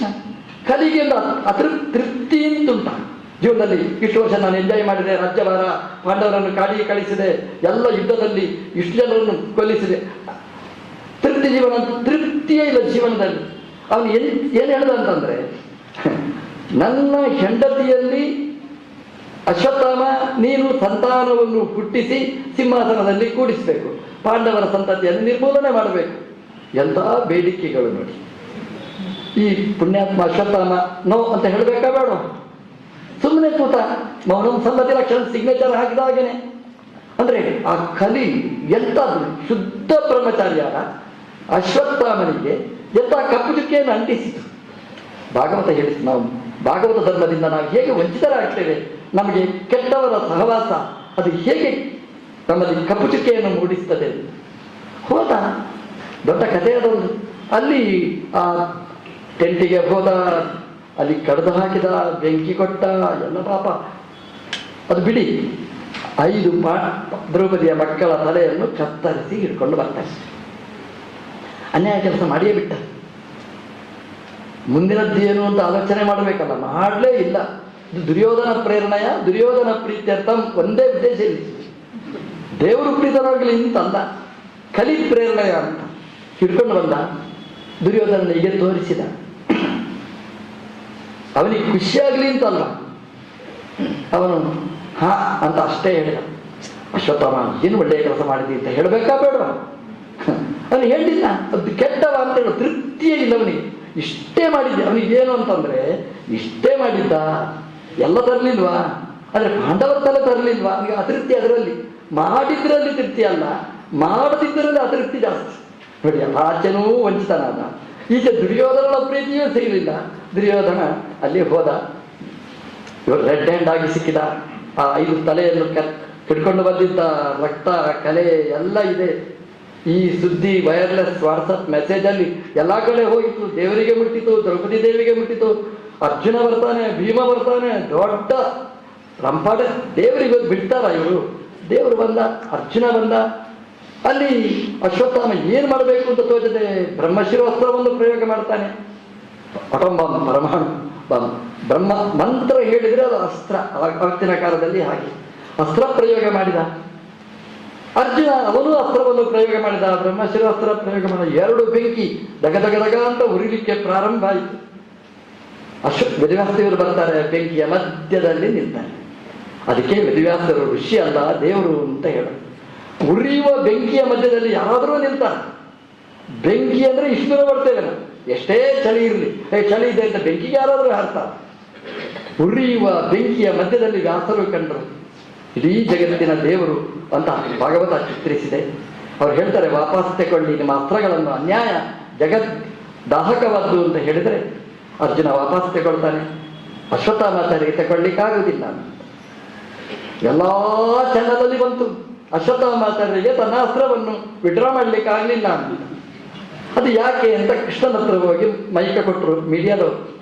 ಕೃಷ್ಣ ಹೇಳಿದ, ಅಶ್ವತ್ಥಾಮರಿಗೆ ಬ್ರಹ್ಮಚರ್ಯ ಇಲ್ಲ, ಹಾಗಾಗಿ ಅವರಿಗೆ ವಾಪಸ್ ತಗೊಳ್ಲಿಕ್ಕೆ ಆಗ್ಲಿಲ್ಲ. ಮತ್ತೆ ಅರ್ಜುನ ಹೇಗೆ ತಗೊಂಡ? ಅವರಿಗೆ ಬ್ರಹ್ಮಚರ್ಯ ಇತ್ತು, ತಗೊಂಡ. ಅಯ್ಯೋ, ಮೀಡಿಯಾದವರಿಗೆ ಆಶ್ಚರ್ಯನೇ ಆಶ್ಚರ್ಯ. ಅರ್ಜುನನಿಗೆ ಎಷ್ಟು ಜನ ಹೆಣ್ಣಂದಿರು, ಒಂದು ಬ್ರಹ್ಮಚಾರಿ ಅಂತ ಹೇಳಿದ ಅಂತ ಕೃಷ್ಣ. ಅಶ್ವತ್ಥಾಮ ಯಾವ ಹುಡುಗಿಯನ್ನು ಕಣ್ಣೆತ್ತಿಯೂ ನೋಡದಿದ್ದವ, ಅವನ ಅಬ್ರಹ್ಮಚಾರಿ. ಕೃಷ್ಣನ ಹತ್ರನೇ ಕೇಳಿದ್ರು, ಏನು ಕೃಷ್ಣ ಇದು ಅಂತ. ಕೇಳಿ ಗುಟ್ನಲ್ಲಿ ಹೋಗಿ ದುರ್ಯೋಧನನಿಗೆ ಮಾತು ಕೊಟ್ಟಿದ್ದಾನೆ, ನಿನ್ನ ಹೆಂಡತಿಯಲ್ಲಿ ಸಂತಾನ ಕೊಡ್ತೇನೆ ಅಂತ. ಇದು ಬ್ರಹ್ಮಚಾರ್ಯ. ಮೀಡಿಯಾದಲ್ಲಿ ದೊಡ್ಡ ಹೆಸರಲ್ಲಿ ಶೀರ್ಷಿಕೆಯಲ್ಲಿ ಬಂದು ಹೆಡ್ಲೈನ್ಸ್ ಅಲ್ಲಿ ನೋಡಿ, ಬ್ರಹ್ಮಚಾರಿಗೆ ಅಂಟಿದ ಕಳಂಕ ಅಂದ್ರೆ ಭಾಗವತ ಓದುವಾಗ ಇದನ್ನೆಲ್ಲ ನಾವು ಹೇಳಬೇಕು. ನಾವು ಅನ್ಯಾಯ ಮಾಡುವುದು ಎಷ್ಟು ತಪ್ಪೋ, ಅನ್ಯಾಯದ ಬಗ್ಗೆ ಸಮ್ಮತಿ ನೀಡುವುದು ಅನ್ಯಾಯದಲ್ಲಿ ಸೇರಿರ್ತಕ್ಕಂಥದ್ದು. ಈ ಕಪ್ಪು ಚುಕ್ಕೆ ಅಶ್ವತ್ಥಾಮನಿಗೆ ಬಂದು ನೋಡಿ, ಮಹಾಜ್ಞಾನಿ, ಮಹಾ ದೊಡ್ಡ ಶಕ್ತಿ, ಕಪ್ಪು ಚುಕ್ಕೆ ಹಾಕಿತ್ತು. ದುಷ್ಟರ ಸಂಘ ಮಾಡಿದರೆ ನಮಗೆ ಎಷ್ಟು ದೋಷಗಳು ಬರುತ್ತೆ ಅನ್ನೋದಕ್ಕೆ ಇದೊಂದು ಉದಾಹರಣೆ.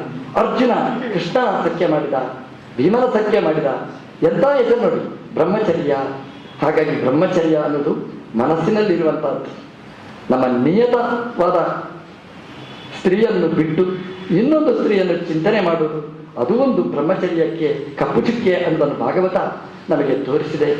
ಅಶ್ವತ್ಥಾಮ ಅವನು ಚಿರಂಜೀವಿ, ಹಾಗಾಗಿ ಅವನನ್ನು ಸಂಹಾರ ಮಾಡಲಿಕ್ಕಿಲ್ಲ. ಅವನ ತಲೆಯಲ್ಲಿದ್ದ ಮಣಿ ಅನರ್ಘ್ಯವಾದ ಮಣಿ ಇತ್ತು. ಅಶ್ವತ್ಥಾಮ ಎಲ್ಲಿ ಬೇಕಾದರೂ ಹೋಗ್ತಿದ್ದ. ರಾತ್ರಿಯಲ್ಲಿ ಬ್ಯಾಟ್ರಿಯೇ ಬೇಡ ಅವನಿಗೆ, ಅವನು ಎಲ್ಲಿ ಹೋದರೂ ಅವನಿಗೆ ಪರಿಮಳ, ಅವನಿಗೆ ಆಹಾರನೇ ಬೇಡ. ಒಂದು ದಿವ್ಯವಾದ ಮಣಿ ಅವನ ತಲೆ ಮೇಲಿತ್ತು.